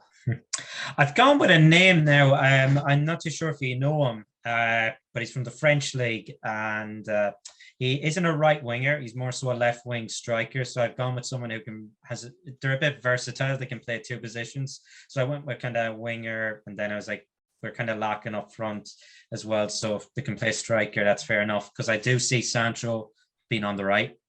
So the guy, I don't know if you heard of him. I think it's Amin Gori from Nice, left wing striker. Not heard of him. He's a Martial type of player, and when I tell you this guy is skillful and full of potential, he's 22, so he's a bit older. He's not quite the age like Martial was when we signed them. But this season, he has 10 goals and 7 assists in 27 games. His contract expires in 2024, so there's a year left. His strengths are his anchor play, he's long passing, his positioning's good, and mainly his weaknesses are kind of ground duels. But he's really good in a 1v1. Last season, which was kind of more so his first season coming in for Nice, because he plays for Nice, they're second in the Ligue 1 at the moment. So he had 12 goals, 7 assists, and that was in 34 games. And he's in really good form right now. If you have time, watch the assist he got against Versailles. Because I'll definitely send that into the group chat, because say that, it's something else. You're going to be like, what is this? I think he got a goal and an assist. Is it the one I'm thinking of where it's on the left hand side, and I think he nutmegs someone and then like does like a roundabout round something like a drag through the legs or something ridiculous. Yeah. That's that guy. It's like a 2v1 and he squares it. Yeah, that's one of the best assists I've ever seen. That. I need to see this. You need to send me this. Quality, 100%. Absolute quality. So he's a youngster. He's French. He's a year left in his contract. The last 2 seasons he's had over 10 goals and now 7 assists each. The season isn't finished, so he's obviously going to do better this season. It feels like he's just 2 goals off his goal tally from the previous season. So he's my choice, and I play him left wing, and he can also play that striker position if we need him. Super skillful, similar to Martial. Hopefully doesn't have the same attitude as him. That's the only thing. I don't think he will. But you never know. So he's my choice, and I'd love to see him. How much do you think he'd cost? Like, have they got like on transfer mark? Have they got like a evaluation? If you've never heard, well, I have to be honest, I've never heard of him. I doubt it would be mega. I'm saying 20 to 30. Yeah. Max. Because that could be like an option. Because obviously, all the players Nick's picked are fantastic players, proven, but they're just going to cost us a fucking fortune, aren't they? Like, there's no cheap players there. Hard to go with Vinicius. He's one of my favourite players, man. Yeah. If you're gonna break the bank to do it, you go for Vinicius Junior, don't you? Like that's you go after him if you're breaking the bank for it. Is the price come up, Adam? You're looking at about 40 to 45 million. That's euros, so maybe about 30. Yeah. So I say as well, hypothetically, if you're the director of football, right, and say you was the director of United, and it's been run how it has, I'd say it's really marketable. It's sell a lot. Oh yeah, he'll sell some shirts. Shirts. Great brand and stuff like that. Yeah. Like, you should really go for it. Well, we're running it as if it was a competent club, Nick, not if the Glazers. So that argument doesn't work on me because I'm not Avram Glazer. But you kind of pointed out too about Vinicius Junior. He gets the fans off the seat, on the edge of their seat. Electric. And this fella, when you see that assist, and Nick, you've already seen him, this fella will get you up off the chair. And he's tall too. He's really fast, really skillful. He can pop up with assists too, nearly double figures for both. And for me, I think we go for him. He's a shout that I'm sure not many people will even hear of. So sometimes they're the best ones. But that's what we need to. That's what United needs to do. We need to have a scouting department who find players that are on the potential of becoming world class and get them before they become. Yeah, I'm just going in saying, go get Vinicius Junior, mate. 100 million, I don't care. Class player. I mean, it'd work. Like, I don't care if you want to pay. If United are going to go, we're paying 100 million for Vinicius Junior, but we're buying other players. I'm like, fucking yes, let's do it. Messi just nearly scored, by the way. So close. I think Adams' option is the great option. Obviously, I'd love for us to go sign Vinicius Junior. I'd love for us to go sign Chiesa. I'd love for us to go sign Rafinha. I think they're very punchy targets, though. I think they're very optimistic signings, should I say. I think if you're going to sign one of them, that has to be your superstar signing. And I think there are more problem areas such as the midfield and the striker position where we need to spend the most money to get somebody highly rated to solve that problem immediately. I'm going to go with Adams. What was he? Gordy? Is that his name? Emin Gori. Gouri. All right, cool. Let's go. Done. Because when you see this assist, you're just gonna Nick. As you said, I know. It's the best assist I've seen. Can't wait to see it. Right. So let's move on to the final position and arguably the biggest position, striker. So United at the beginning of the season had obviously Mason Greenwood. I think he was the plan for us going forward to be our future number 9. We brought in Ronaldo. We're all very excited. It hasn't worked out the way we hoped it would. Careful criticising Ronaldo. Be careful, people. We can't do that. The goals have dried up. He's had the opportunities. He's just not put them away. Mbappe. Of course he scored. Yeah, I think he was one of my favorite players of all time. I just don't think he has it anymore at 37. I just don't think he's not at the top level anymore. And I think he's probably going to leave because we're going to end up in Europa League. And I don't think Ronaldo plays in the Europa League. The other option is Cavani. He apparently is just deciding when he wants to play and when he's injured and when he's not. Because apparently he's been available. Like Ralph keeps saying, oh yeah, he's available. And then he just doesn't even make the bench. So I don't know what the fuck is happening with him. There's a lot of rumours that he wants to go to Spain in the summer. If he doesn't want to be here, see you later, mate. I think United, we've mentioned it before, United had a real problem with aging strikers, Ibrahimovic, Falcao, Ronaldo, Cavani. It's something we need to address and address quickly. We brought in Anthony Martial. He was sort of on the fringes of becoming with like greatness and stuff like that. He had obviously had that stupid clause, the Ballon d'Or clause in his contract when we signed him. Not worked out well, has it? And then he had that really great season with Marcus Rashford, where he was just absolutely banging it in from every angle, was just scoring for fun, looked amazing, looked like the player we hoped he became, and then fell off a cliff like a lot of United players. His attitude wasn't there. He didn't seem what he wanted to play for us. And then was it Christmas time? The rumours started coming out where he refused to play for the team or be available for selection. Sky Sports, didn't he? Leaked it to Sky Sports saying that he doesn't even want to play under Ranić. He wants to go. Yeah, he wanted to go, and he's been loaned out to Sevilla, and he probably isn't going to come back to United. I think he's going to go in the summer. So that's 4 striking options that we're probably not going to have. Our other options are Marcus Rashford, who, again, his form has fallen off a cliff. He's just not playing well at all. In the City game, we played with Bruno and Pogba up front, which just shows you the state of where we're at currently in this team, that we don't have a recognised striker that we can play, and we're playing 2 midfielders up top. We're in desperate need of a quality striker who can hit the ground running and score goals and is relatively young. And there isn't that many of them around.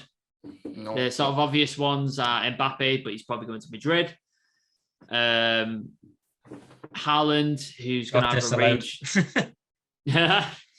Got a range of suitors. He's got a range of suitors, but also he's got Mino Raiola as his agent, which is whole other kind of problems.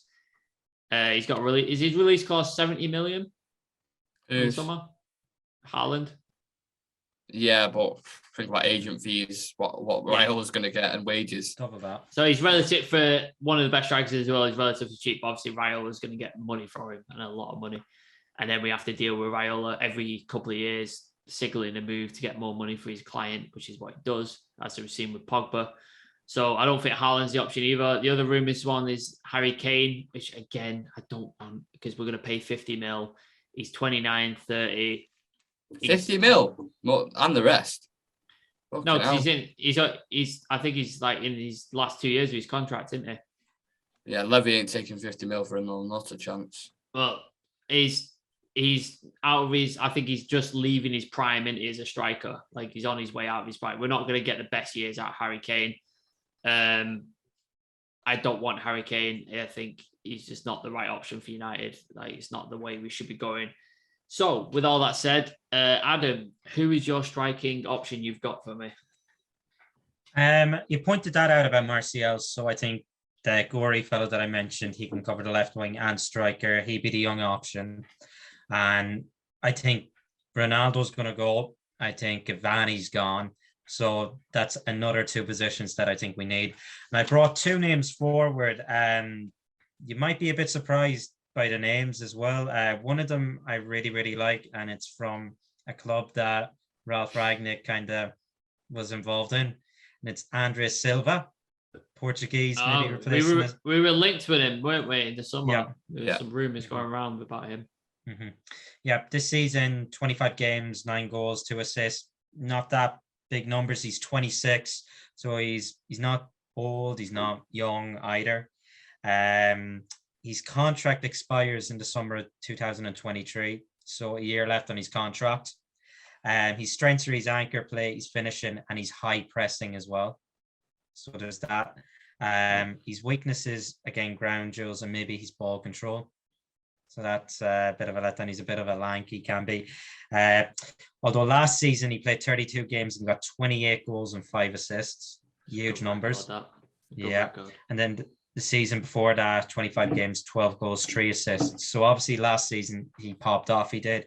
This season it's kind of similar to his 1-2 seasons ago. But I think as an option, he'd be really, really good. Sorry, Mbappe's just scored proper now. Yeah. I know I don't want to ruin your midflow, but what a player he is, man. He's ridiculous. Yeah, sorry, Adam, but you're all right. Like great goal, that great counter attack. And do you want to know who my other option is? It's from the French league, kind of like Gory. Might be Nick's going to be thinking, no, you're playing way too much FIFA. Wissam Ben Yedder. He's older, and this fella guarantees you goals. And this season, 26 games, 15 goals, 4 assists. He's 31. His contract expires in 2024, so there's 2 years left of his deal. His strengths are his anchor play, his finishing. He's a 2-foot player, and he's a good penalty taker as well. His weaknesses, he doesn't necessarily have any because his injury record's actually really, really good, unlike Cavani. He is good in the air, even if he's not the tallest. We've seen that firsthand. He knocked us out of the Champions League, I think in the round of 16 at Old Trafford when we played Sevilla. He scored, I think he's got the 2 goals at Old Trafford. They beat us, was it 2-1? I think that's what I remember. Last season, 37 games, 20 goals, 7 assists. Season before that, 26 games, 18 goals, 4 assists. And then in the 18-19 season, when I think was it the 18-19? Yeah, when we got knocked out, 35 games, 18 goals, 9 assists. This fella, he guarantees you numbers. He's consistent, then. Yeah. Obviously, with Monaco, his wages are quite high. They're not doing well. They're not going to finish Champions League either by the looks of things. We don't have probably that going for us now. So I think I'd nearly sign the three that I've mentioned: Eamon Gorey, Ben Yedder, and what was it, Andres Silva? Yeah, Andres Silva. You have like young. I imagine it won't cost us that much either. No, it probably won't cost us that much, considering his age. I think it's a thing that United tend to do. We go for the older kind of strikers. This fella has experience in Europe as well, if called on to. So I think getting him, because we're going to have to get the experience up front. We have none right now. Once them two go, I think Ronaldo and Cavani are both gone. He doesn't get injured. He's a 2-footed player. He can play anywhere along the forward line too. So he's very, very versatile. And that's why I've gone with him. His numbers don't lie. They've always been there for the last, was it 4 or 5 years? Yeah. No, these are both good options. I like it. Playing too much FIFA. Yeah. I play too much Football Manager, mate. It's all fine. Nick, any comments on the sort of players that Adam's brought forth? And then, just go into who you've brought. Andre Silva, I do like. I don't think for Leipzig he's done well. He's had one really good season and been relatively okay for the rest of him. So he doesn't stand out in terms of that. As an actual player, I rate him, like Adam said about his pressing. He can do the hold-up play side of the game. So I like that from him. He's still relatively young in it. Is he like 25, something like that? 25, 26. Yeah, so he's still got a good few years out of him there, so not a bad option. And Ben Yedder, I do rate him as a player. I fucking hate him on FIFA when I come up against him. The most awkward bastard ever to play. But from what I've seen of Ben Yedder, very good player. He's also can play multiple positions. Top goal scorer in the French league at the moment. 2 in front of the player who I'm going to choose, or I'm going to go with in a minute. But yeah, he's a good option, 100%. Yeah, let's hear who you got then, Nick.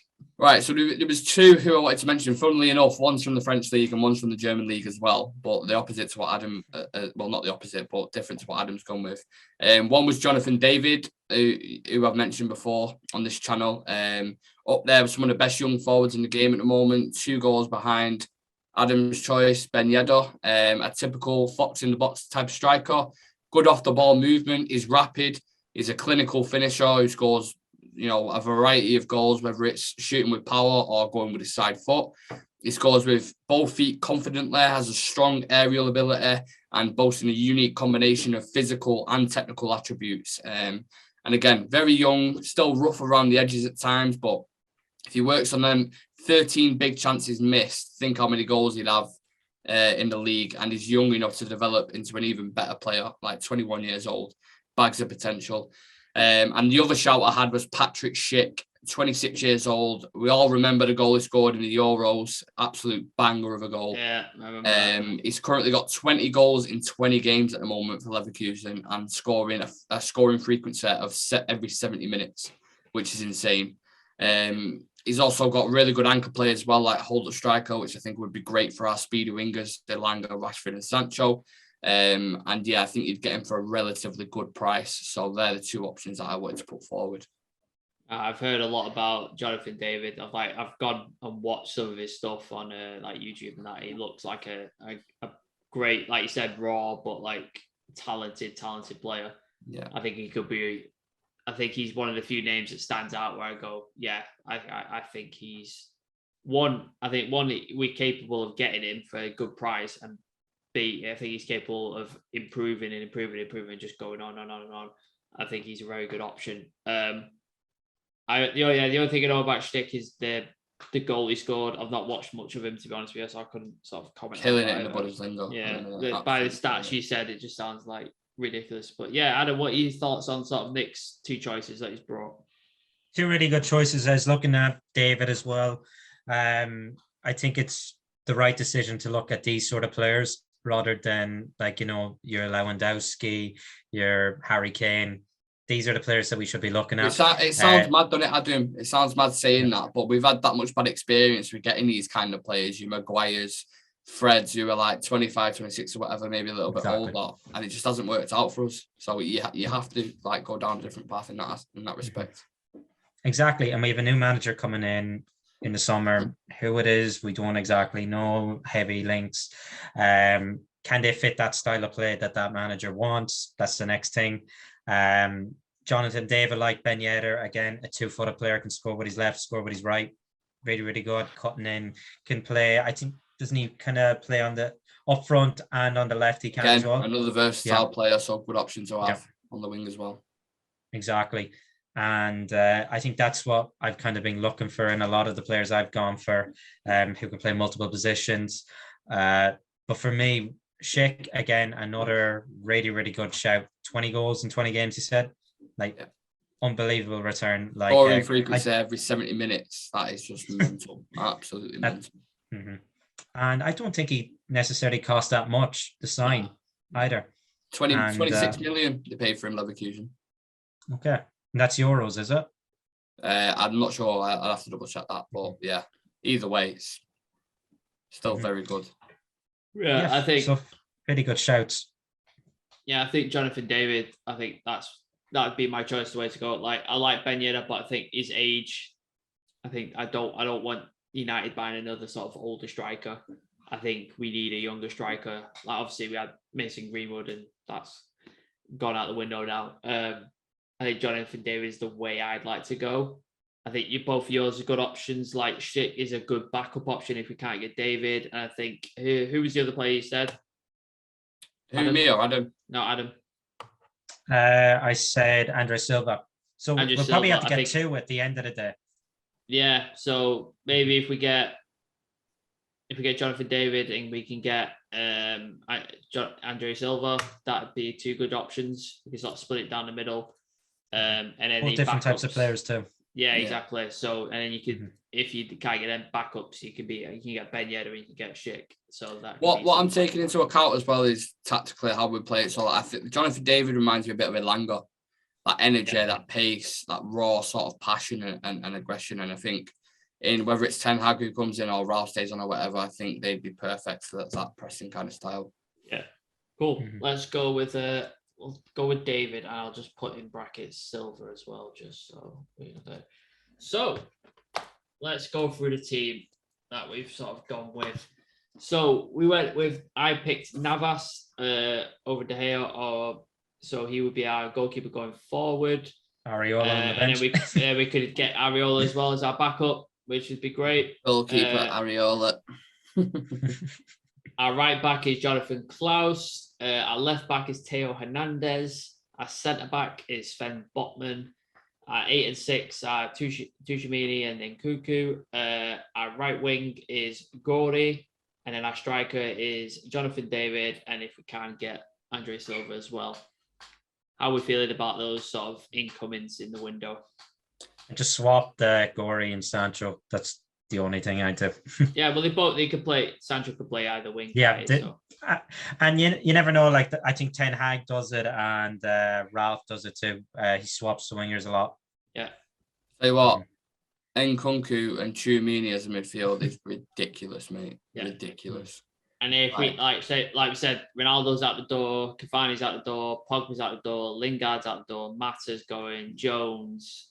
That's it. Yeah, in an ideal world, but in reality, probably about two of them. Obviously, it doesn't work that way, but that'd be great. How are you feeling with that? If those incomings, obviously, we're living in a fantasy world here. If those incomings came in, would you feel confident about United's sort of prospects in the next season?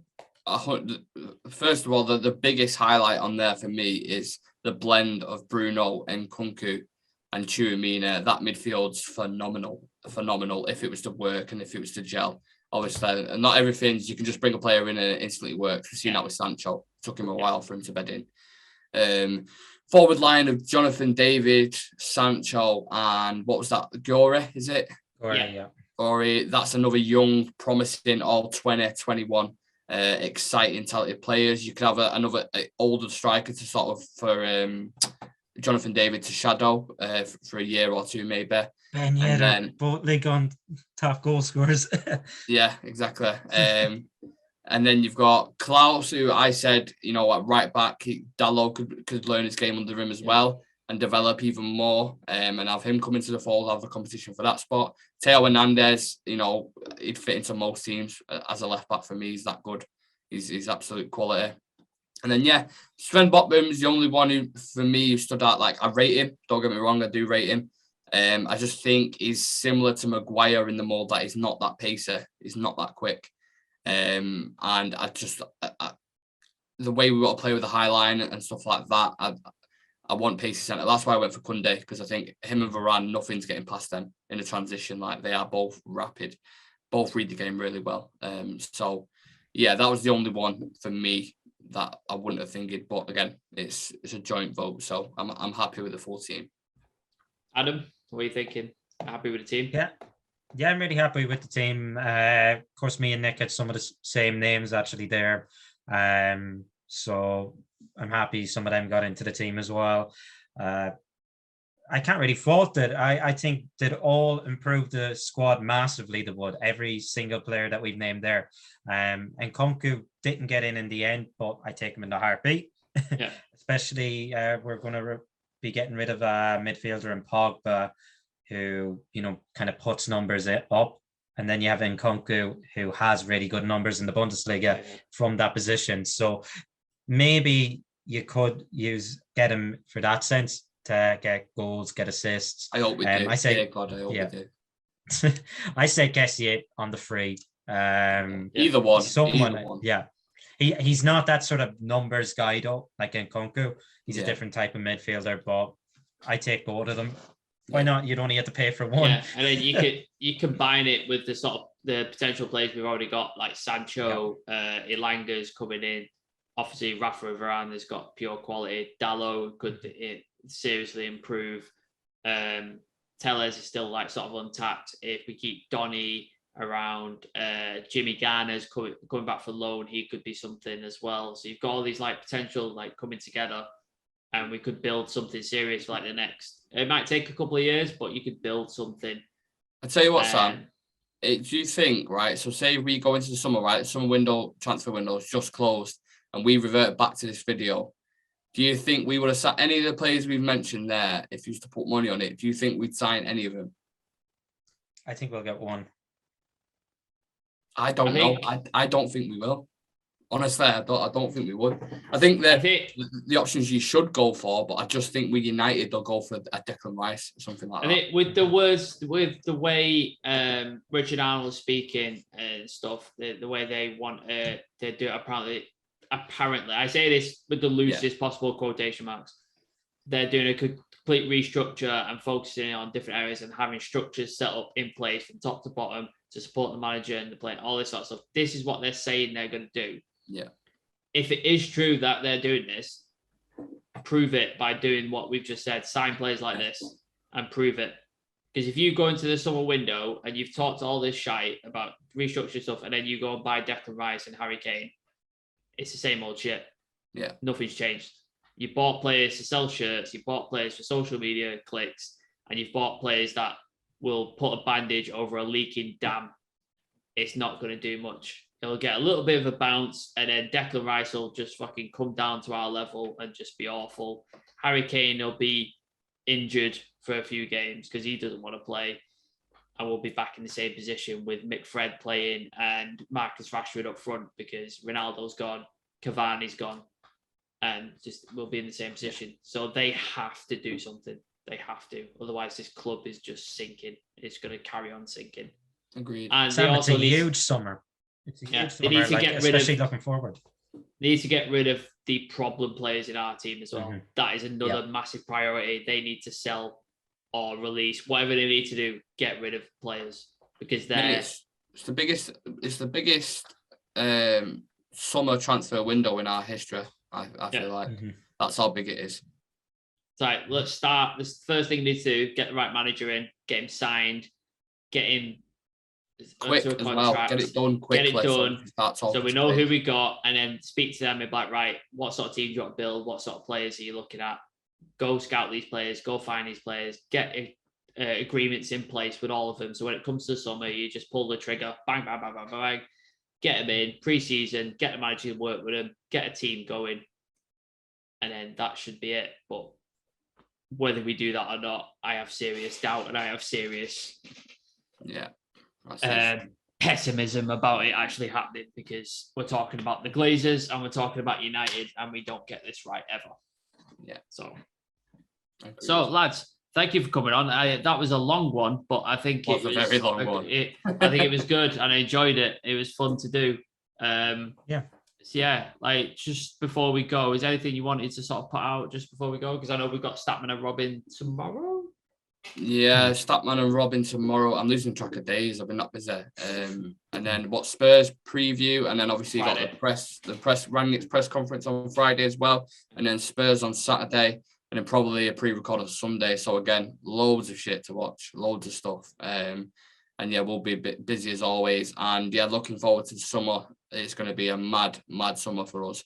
A lot of shit to get done. And you've already got teams around Europe now tapping other players up, working on contracts and all these kind of things. So we need to get a manager, whether it's Ten Hag, Poch or Ralph staying on, which I don't think it will be anyway, but it needs to happen quick within I'm talking like the next 2 weeks, because you need to plan for this season's pretty much gone now, isn't it? Let's be honest. If we get past Atletico in the Champions League, we're going to end up getting beat by someone. And I know it sounds defeatist, but as United fans, we pretty much know, like, let's be realistic. And then top four's gone for me as well. I said that was gone, a month ago or whatever. So yeah, it's all about next season now, and we have to make decisions right in the summer. That's what I would end it on. Yeah, with this video, we're going to put it on YouTube, most likely. I think we've ran over the time limit for Instagram. It's been a lot. We'll put some clips up. We'll put like a sort of selection of stuff on there so you can see it. But yeah, it'll be on our YouTube for sure. So that'd be great. So you probably watch this on YouTube if you are watching this. So thank you very much for that. If you haven't subscribed, do so. I think we're like hovering around like 30 odd subscribers. So if we can get to like 50 and then get to 100, that'd help us out tremendously. Very raw and very new. And it's going to be a modern fan channel. We're going to be doing loads of stuff. So any subscribers, likes, shares, comments, literally anything is mega helpful. So we're going to be doing some more YouTube stuff. We're experimenting with live streaming as well. So we might do some of that. I know the Liverpool game's been pushed back. So we're trying to work that out and we'll figure it out. But we're going to do like a live stream for the Liverpool game, hopefully. But that's coming as well. But yeah, Adam, anything else before we leave? Not really. No, just as always, like, comment, subscribe. Didn't think I'd be saying that anytime soon, but here we are. Welcome to the world. Here we are. This is the start of the journey. This is the start. Now. This is the start of the journey. We can look back at this now in 2-3 years' time. Watch this video, listen to me saying this, and be like, right, this is where we're at. You know what I mean? So it's interesting. It's interesting. Yeah, it's only going to get better, which is that's a good thing. The only way is up. That's copyrighted. You just got us kicked off YouTube. Cheers. So hopefully I'm going to try and get this. Hopefully the edit won't be too bad. I just need to put some graphics on and stuff. So hopefully this will be up tonight, if not tomorrow morning. Thanks for joining us, you two, and we shall see you all tomorrow. Oh, well, you two will see everybody tomorrow, but I will see everybody else. I'll see everybody else on Friday. So thanks very much, and we'll see you all in a bit.